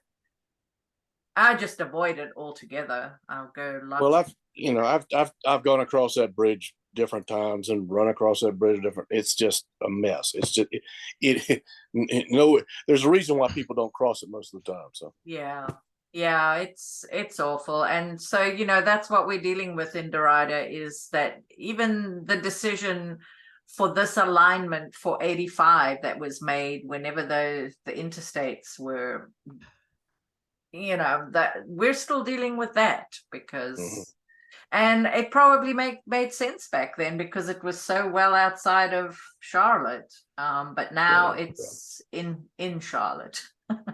we have an interstate going through Charlotte.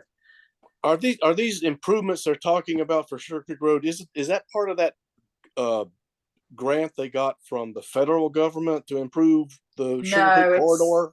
Or is it something separate, else? Yeah. It's separate, but it is part of the corridors of opportunity. It's part of us being included in that corridor of opportunity. So the sidewalk improvements, that's been funded, and then the federal grant is going to, and that we'll still have an opportunity to give input on that as well. That'd be good. How that will be fleshed out, but that's going to provide a bus service, actually a bus that will run between downtown, like from Nevin Road or around here to the light rail station. Yeah. Okay, I'll believe that when I see it. But sounds good. But, well, it's funded. I'll believe it when I see it. They got the funding from the federal government for that. So, and I honestly think that's part of the reason why they're also talking about the red line again, because up here at Nevin and Sugar Creek is roughly where the red line station was proposed. It's supposed to go, yeah. And so that would potentially be a connection, I guess, between the blue line and the red line. Well, and speaking of oral history, once again, yes, you know, when they first started talking about the different the 5 areas of where they were going to run rail lines and stuff, and they were talking about the north, they had stations all along Graham Street, you know, and it's only within the past couple of decades they eliminated the ones on Graham Street and start with the very first one from downtown, go all the way up to Derita to stop the first stop, and you know, basically bypassed all of the Graham Street and the economic benefit and stuff that you could entail from having rail stations along Graham as well. Because while the north end is a good example of it improving Graham Street, mostly Graham Street is, you know, is industrial wasteland. So so well, and that may be part of what's under discussion again, because using the existing rail line, it does preclude, it makes it commuter rail as opposed to light rail, and then it's not that feasible to have stops every, you know. Well, no, not everywhere, but I'm thinking it's a long distance between downtown and Derita. I know, it would make sense somewhere along there. They could probably stop, you know. Maybe Camp North End is the perfect place to stop. Camp North End for sure. So there may be even talk that they should go the whole hog and make it light rail, which means Norfolk Southern have to be able to run their trains on it. So they, you know, it sounds like they got to run their trains on it. or they won't. Yeah, I don't know, but they're Hmm. definitely having conversations again. Mhm. So I Therese, bet that Camp North End had something to do with that, because that project at Camp North End has like national recognition for what they're doing over there. Oh, it's They're about to add like 2,500 apartments right around there, plus some Mhm. townhomes. So it's really gonna they're change building like that crazy. area from industrial to residential, and very, very cool. I mean, it's a fantastic place to go and hang out and explore, eat, walk around. It's And I unique. want to say There's they were nothing having like it elsewhere, anywhere. movie nights on Thursday night. I don't know if they're still having those or not. Yeah, thought it was I haven't made it to one of those, but I would. Not yet. No, I have Yeah, not. they've been doing really fantastic things over there. Yeah. Teresa, where Yes, did you ma'am. say proposed, originally the proposed station would be in Derita? It was kind of at Nevin and Gibbon, like around here somewhere. Yeah, that Okay. You know, field that's where over there Derita behind the Baptist is It- over here, and Well, maybe it they was wanted to there. put it, they wanted to put it right behind the Baptist church, which is not the Baptist church anymore. Yes, yeah. And then they refused because they had children, they had a daycare, which is still operating. And they moved it to Niven and Gibbon. That empty field, you got the 2 car lots. Yeah. Repair Oh, shop, so over here and more so, yeah. that field, if you go the next lot out, that field is the one was designated to, Okay, and I think that's why that field's never been sold. yeah, The owner of it was holding out, hoping he would get a good price for his yeah. deal. Well, that's what's happened to a lot of these older buildings downtown. When it got started, they thought that it was going to go because all the towns that this place it was going put money in the pot to get that train to go. That money is still supposed to be helped by the city of Charlotte. Well, what it is, it's not that they necessarily put money in a pot, but they agreed to raise the sales tax by 0.5%. They also On the assumption that this red line would be built up to the northern county, and then that did not happen. So there's pressure also from those towns because they've built things. They've built, assuming that there will be stations in their downtowns someday. Yeah, So, they did zoning. They did a lot of building. They've got I'm in the Yeah. middle of the a lot of meeting, stuff and in Huntersville and I Cornelius don't was based upon qualify that. for any of the other deals. Thank you. yeah, so that's yeah, I think the red line is maybe, I'm starting to think that maybe it is something that we'll see in the next 20 years. I Um, won't. I probably won't see it, but I hope it does come up. Yeah, I don't know. I would hope to still be around, but yeah, that's 20 years, honey, I won't be able to be around. maybe never say you never. will, Sylvia. You know, my mother-in-law is going to be 100 in June, so you know it could happen. 82, 92. I'd be 102. Yes, Hmm. yeah, maybe. I don't put it past you. We'll push for earlier than that, so we can make sure. Okay. Yeah. All right. Well, But I got to go. okay, well this was Well. fun. I got a little bit carried away because I enjoy having you guys on the call with it, have so much knowledge from before my time in Derita.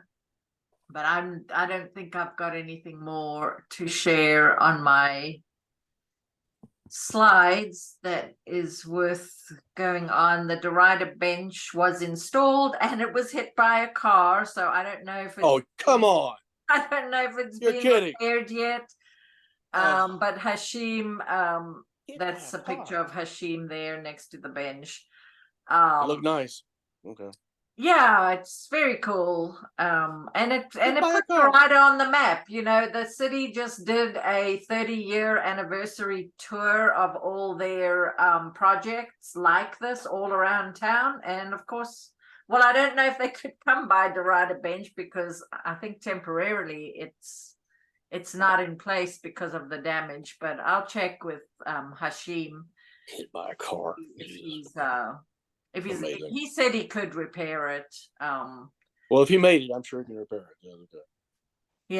Yeah, I- yeah, What a it's kind thing, of though. like we Right after wish it we gets could installed, put hit by a that. car. I can't believe that. I can't believe that. I wish we could put that concrete planter on this side of the bench, and that way the car would hit that first. There you go. But yeah, who knows how that happened? And it could even have been these guys moving junk vehicles in and out of their lot, which is right there. So that's the other thing. These junkyards, the one right there on Sugar Creek across from the school, not the used car sales place, but there's a just Yeah. plain junkyard. They're out of compliance. Norfolk Southern did not give them permission to do any of the stuff that they're doing on that site because Norfolk Southern actually has an easement, even though that is, you know, private property. So they're out of compliance. The city gave them notice to get everything moved out of there. It was 30 days, and that was probably 120 days ago. I don't know. But the city is working on it. They're finding them. They've given them notice. They have the property up for sale, but I don't honestly know what good, you know, what use there is for such a strange little piece that has Norfolk Southern right of way that you can't really build on, and you can't even park junk cars on. Used to be a bar there. It used to be a bar. It was a bar at one time. Yeah, well, let's bring the bar back. Well, I wish we could. I'm out of town this weekend, but Puckett's has on Saturday night, they have their live music. Mm. The usual rockabilly guy, help me Mel. I know you're a fan. What's the name again? Yeah, I have difficulty remembering his name as well. Crossland, Jim Crossland and the something or others. I think I've seen him. Jim Crossland and the Carburetors or something. Hypertonics. Hypertonics, that's it. Hypertonics. But also the Truck Stop Preachers, they're a local Charlotte band, and they are fantastic. If I could be there, I would. So if you Saturday nights. Yeah, don't be as old as I think you are, guys. Go to Puckett's on Saturday night, cut the rug, and have a good time. Those bands are awesome. I hate to miss it, but I will be camping, so I will get over it. Question. Yeah. The proposed or the bought land now for the Graham Street Park. Any news on that? Any news on them actually acquiring the last holdout of the land that's on Graham Street right there for that park? No, no for them getting that piece of property. The holdout. What's the holdup on that guy, Sylvia? Do you know? Because he's not going to get any more money for that thing. Period. That's the holdout. He's not going to. If you know that guy, he's not going to get any more money for that because he's surrounded by park now.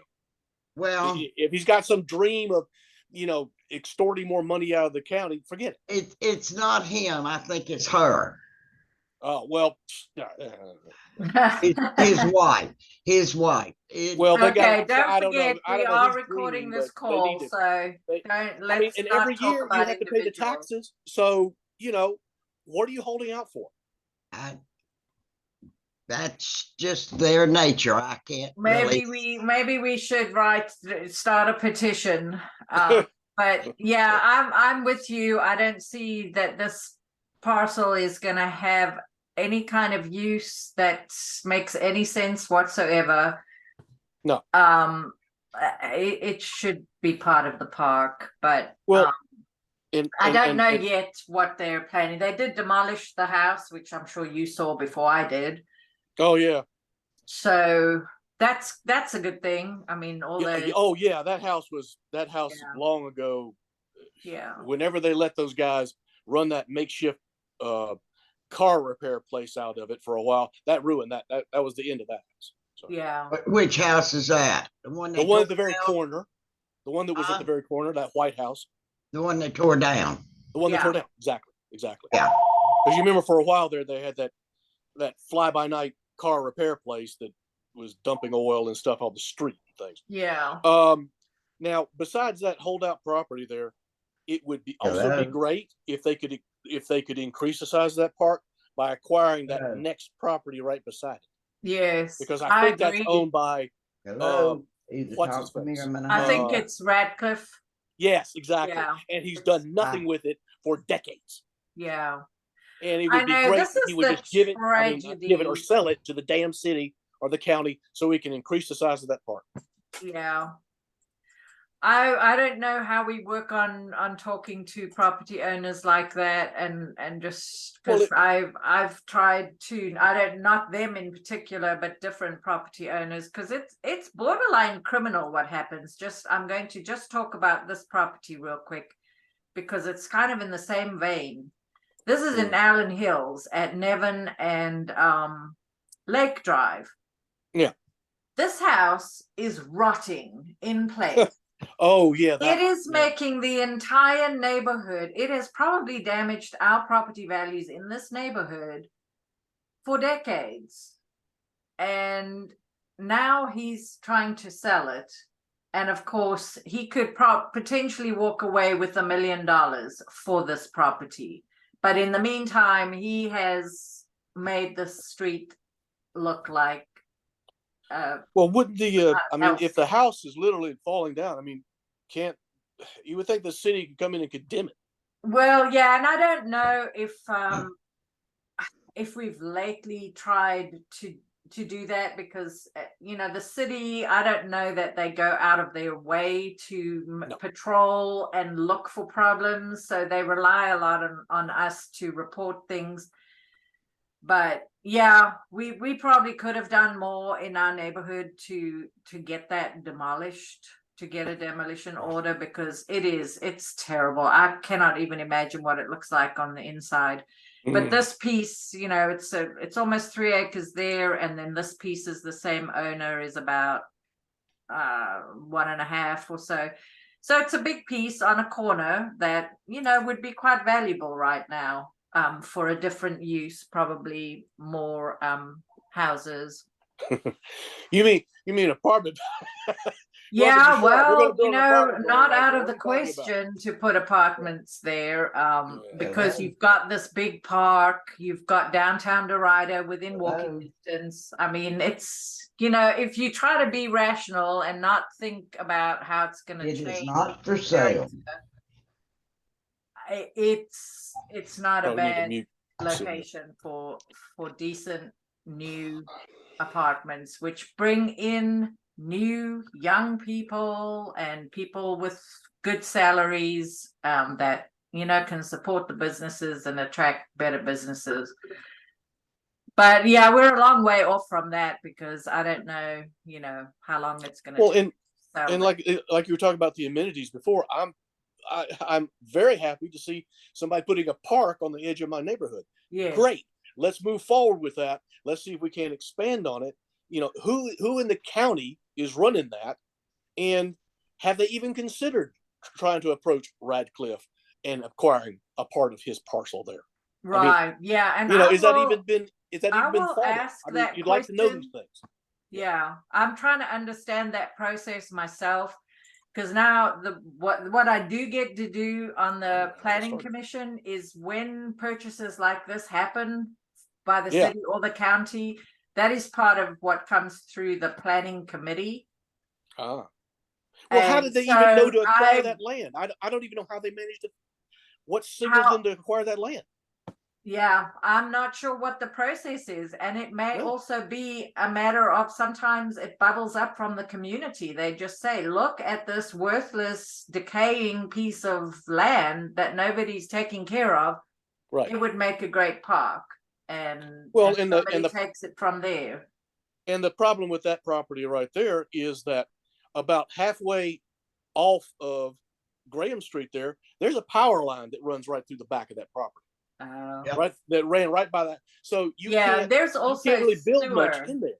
I So- think there's sewer here because when I was looking at the city site, and this is something else I'll share with you just because I'm just going to go on forever now today. Yeah, we've been at it a while, so yeah. But let's see, that page is having a problem. But if you go to explore Charlotte nc.gov, you can look up a ton of stuff. And what I saw on this site was that there is a sewer, there's also some kind of sewer project that's going to happen over there. This is taking a long Well, yeah, exactly. Right. Some of the homeowners have been approached by for the sewer line that unfortunately they're trying to take some of their land rather than take some of Radcliffe's land, which he's not done a damn thing with in decades again. So, why are you running the sewer line through some other people's property when Radcliffe is just his? Never mind. I don't like that guy, because there's, like you said, the first thing he did when he started to build that place was he clear cut the entire property and didn't use half of it. So, Now, and the Radcliffe family is a family that's kind of been in the area for 100 years. Right.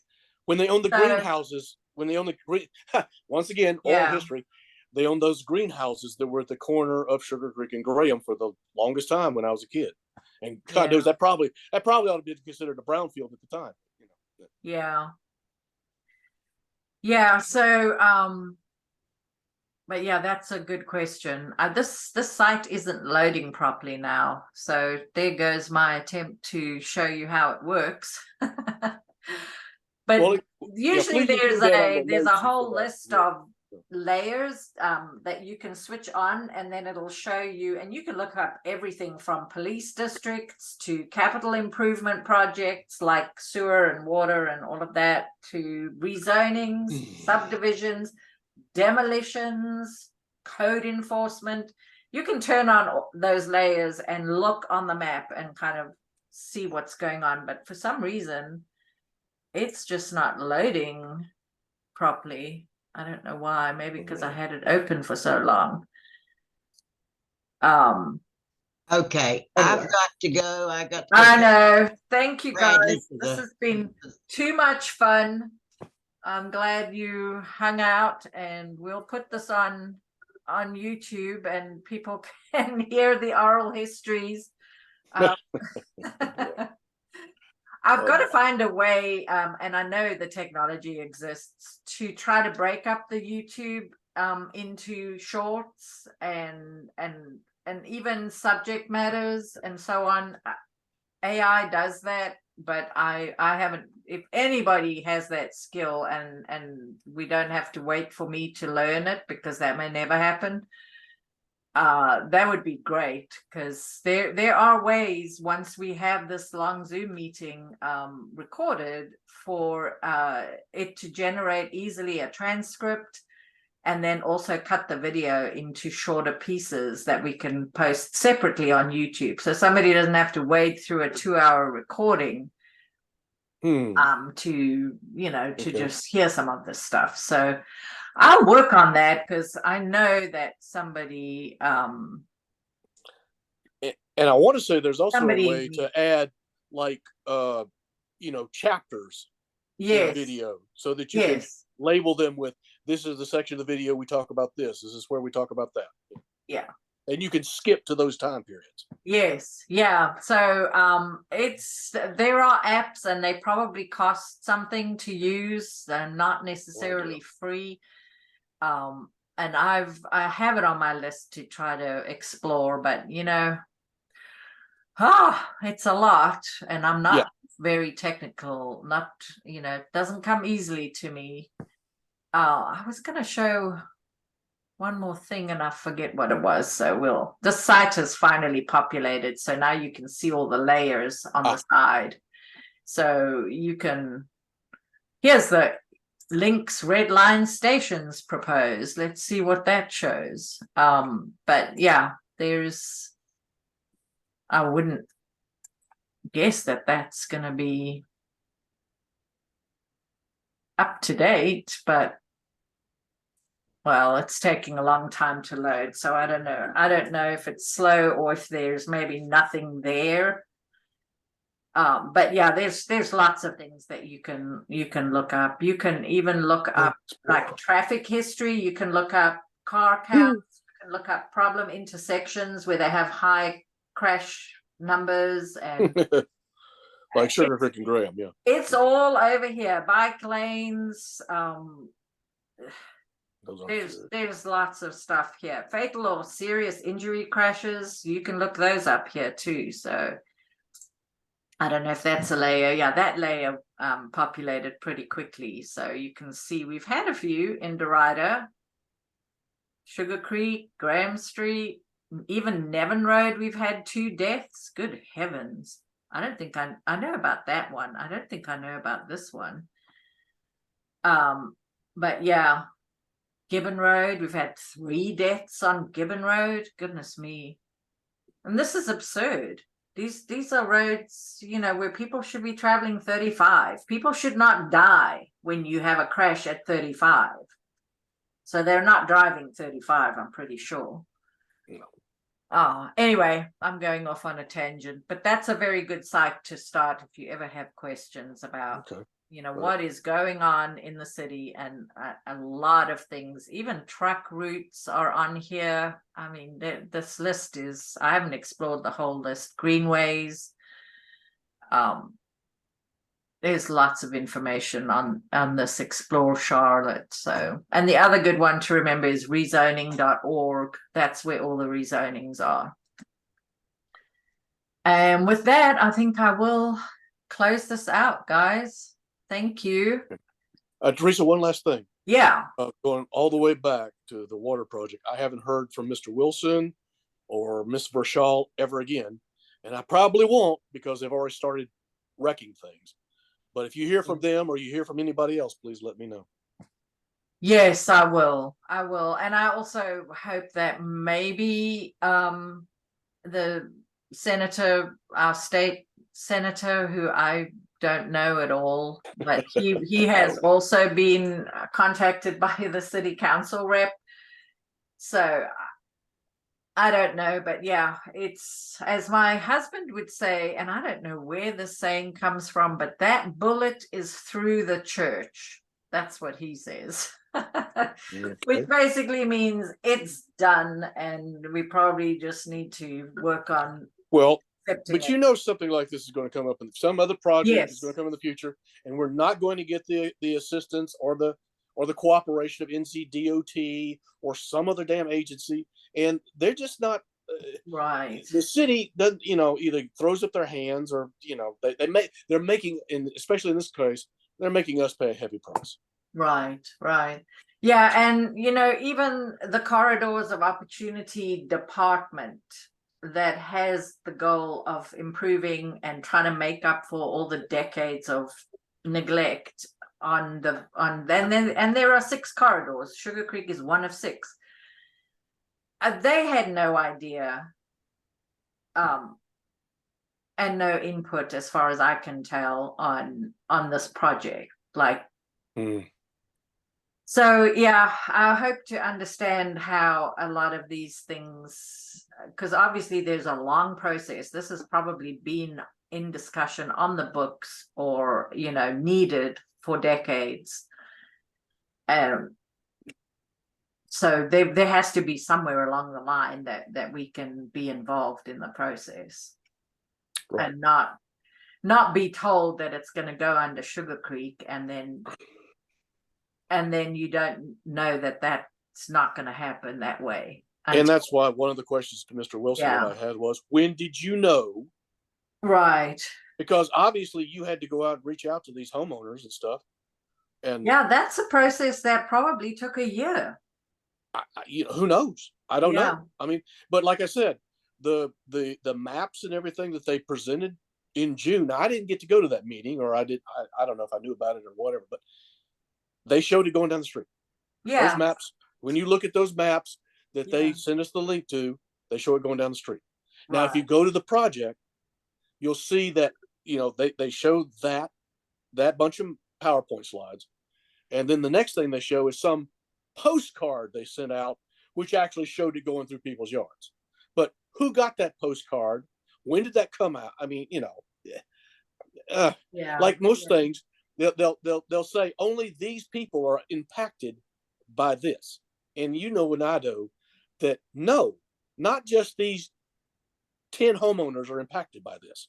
Right. This is a much wider problem, or a wider influence than's going on here with zonings and things like that. They only send information to somebody that's adjacent to the property. Well, the thing that you're proposing is going to have a major impact on the whole community. That kind of thing. They just don't think of these things. Right. And they just don't put it into extra effort to do anything about it. So yeah. Anyway, enough of the high horse today. Yeah, well, maybe you need to get on their contact list too, because I don't know who's on for Royal Oaks now for the neighborhood. Well, yeah, I contact mean, list. yeah, I think it was Molly for a while. Yeah, but at least And then get on Molly that decided list. she couldn't do it anymore, and nobody has stepped up to it since then. And I I know, don't know. necessarily, I don't know, I want to have that responsibility all over again. No, and I understand, and it's a problem because it does take people, but at least that way you would get the postcard or the letter. You would get those notifications. Sure. That is if they send, but that is if they've sent it out like the people that send out the stuff for zonings. Well, they That doesn't should, mean the water because department follows that same procedure. no, So- yeah, they should follow that exact procedure, which is Should. the people within a certain 300 feet or whatever it is, or 300 yards maybe, and Mhm. then the neighborhood leaders that are within a few miles of that. Right. Those are the people that should get those notices. Because if even one of those homeowners had just reached out to somebody and said, We would have been "Do having I this have to discussion agree weeks to ago. this?" Yeah. Yeah. Why I don't want to agree to this. But Yeah, well, that's another big thing for me. Is like, that was the last question. What if these people didn't want this? yeah. I would have told you no. If I was one Yeah. of those people, you gotten the door slammed in your face. You come to me with that. Yeah. No. Well, yeah, but then, and that was another thing my husband said was maybe they're happy to have the trees removed, because we've faced that in our neighborhood where we've got Mhm. beautiful oak trees and people are removing them for no good reason. And Right. I literally want to chain myself to the trees because It's funny because I thought of that. I thought of doing the exact same thing, going out there and chain myself. I was to the damn watching tree. the What hell are you news. people I doing? thought maybe we'd see you out there. Get some attention to it, Yeah. But yeah, it's I'll tell you one thing I'm seriously thinking about doing. When the city council meets, they have that open yes, part at the beginning. I'm seriously thinking about going down there. do it And because going like, you people, your hypocrisy is showing. yeah, This is a department of your city, of yes. this city. Yeah. And Oh, they're please doing the do it. absolute opposite of what you say you want to do. Yeah. Yeah. I would highly encourage you to do that because you I'm gonna look present the into that case because well. You've got a long history in the neighborhood. You're very involved.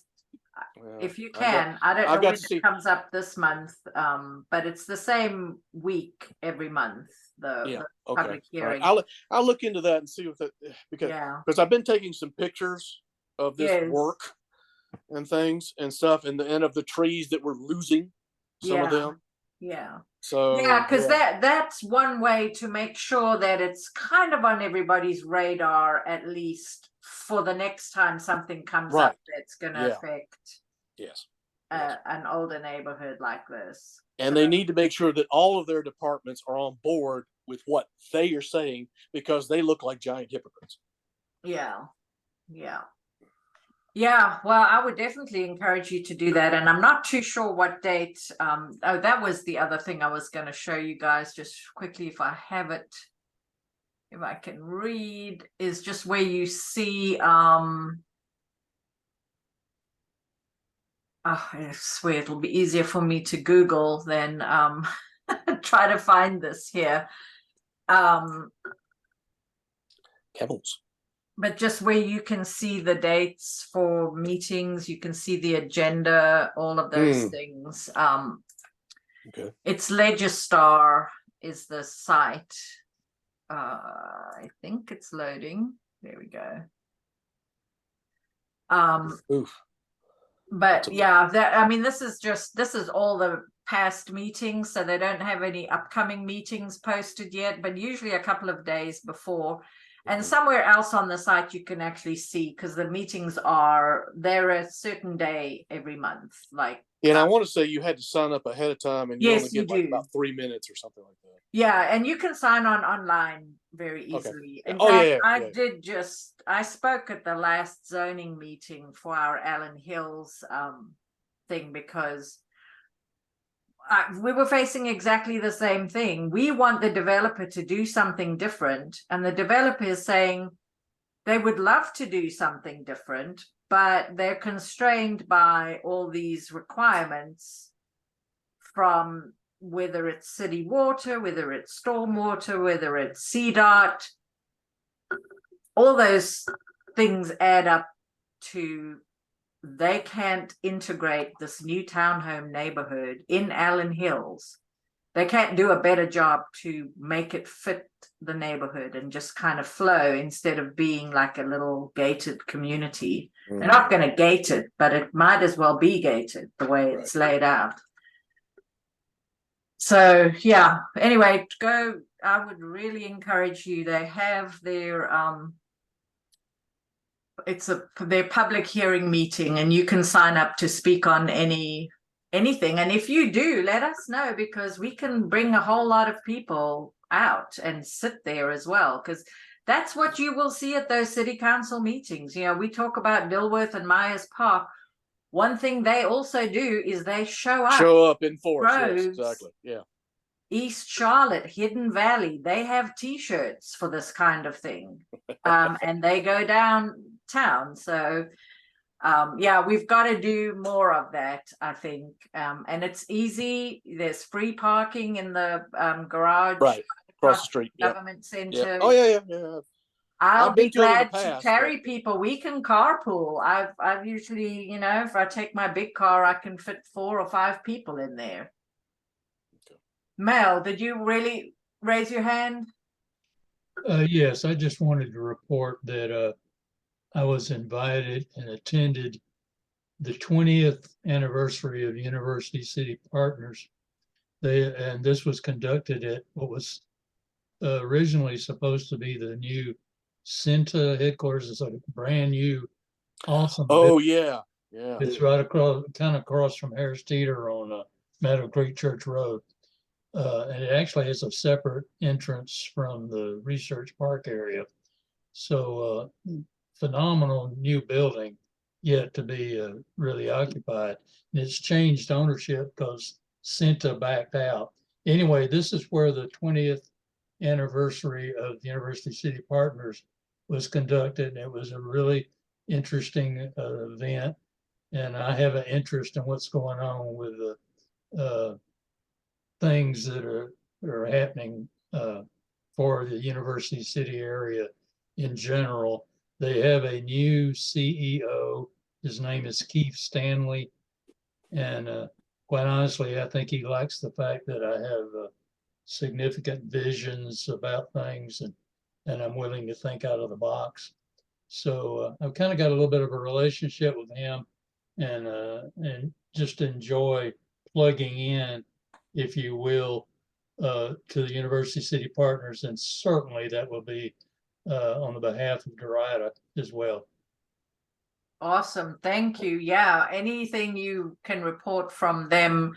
They do maintain a very good newsletter as well, which covers a lot of the area that we cover in Derita, because the stuff around IBM Drive really falls into University City, into that special services tax district that they have. So yeah, I mean, we're part of University City, and I think that like we're the historic part of University City, but you know, we're not officially uh, pulled into that whole organization. But that'll be great. Maybe you can invite him to come and speak at one of these, Mel. Okay, And Toby Holmes used to do like a pretty good presentation of like a University City update of like their broad vision for what they're doing over there. And it's interesting. It's yeah, transforming.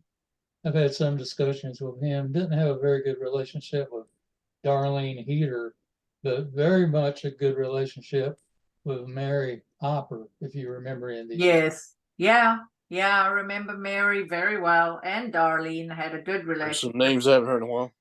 And then Toby, I haven't met Keith Stanley yet, so that would be a nice thing to do. So did you say you got to tour the Centene building? just the Oh. the bottom floor. It's not Yeah. totally finished inside, probably because they're seeking to maybe accommodate a big tenant, a new tenant. I don't know. But, Yeah, they probably have to, wait until they've determined a tenant and then finish it out to their it's a phenomenal requirements. But building. it is a gorgeous building. I see it from the Greenway. It looks beautiful. I would love to see it from the inside. Yeah. Well, this was an interesting meeting. And they have, one of the good things about the building is it has very adequate parking on both sides. Huge parking garage, right? Not a garage. I think it's mostly surface parking. Oh, well, what I see Not from the sure. Greenway looks like a parking garage, Could be. 4 or 5 story garage, but I don't Right. know. I could Yeah. be wrong. Yeah. Oh, yeah. I mean, you go back in there and Research Park a little ways. You're right. Where they built the major portion of those buildings and stuff. Oh, yeah. They've got a big parking deck, or like you're taking, I think maybe 2. But I've tried to walk through there a couple of times, and it's a huge complex they built back there. Yes. And Yeah, it's just all going for huge. nothing now, because since Centene backed out of the whole thing, Right. And I don't know who they're going to office- get to even begin Yeah. to fill in those buildings. Yeah. Now, the good thing that I do understand because office real estate is in turmoil, as people, a lot of companies are not getting people back to the office, but where they are moving is new buildings and buildings in nice places, which I think Centene definitely fits that bill, because those areas there are lovely places to work. My husband is at TIAA, and he can keep a bicycle there and go for a ride at lunchtime. He can go to Trader Joe's or to the coffee shop or go to the botanical gardens. He never does any of these things, but he could. Oh, they got the Greenway path from there all the way out to the soccer fields at UNCC, going Yes. right by UNCC's campus. It's a great Greenway. Yeah, it's beautiful. I ride from my house now. It's 3 miles to just get to the closest Greenway connection. Yeah.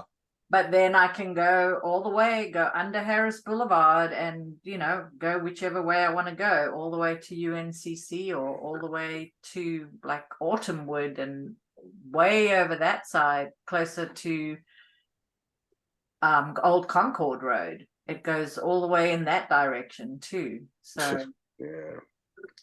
yeah. Well, I'll tell you, I've just had occasion that I had to walk from a business over on the far side of the interstate along Graham Street.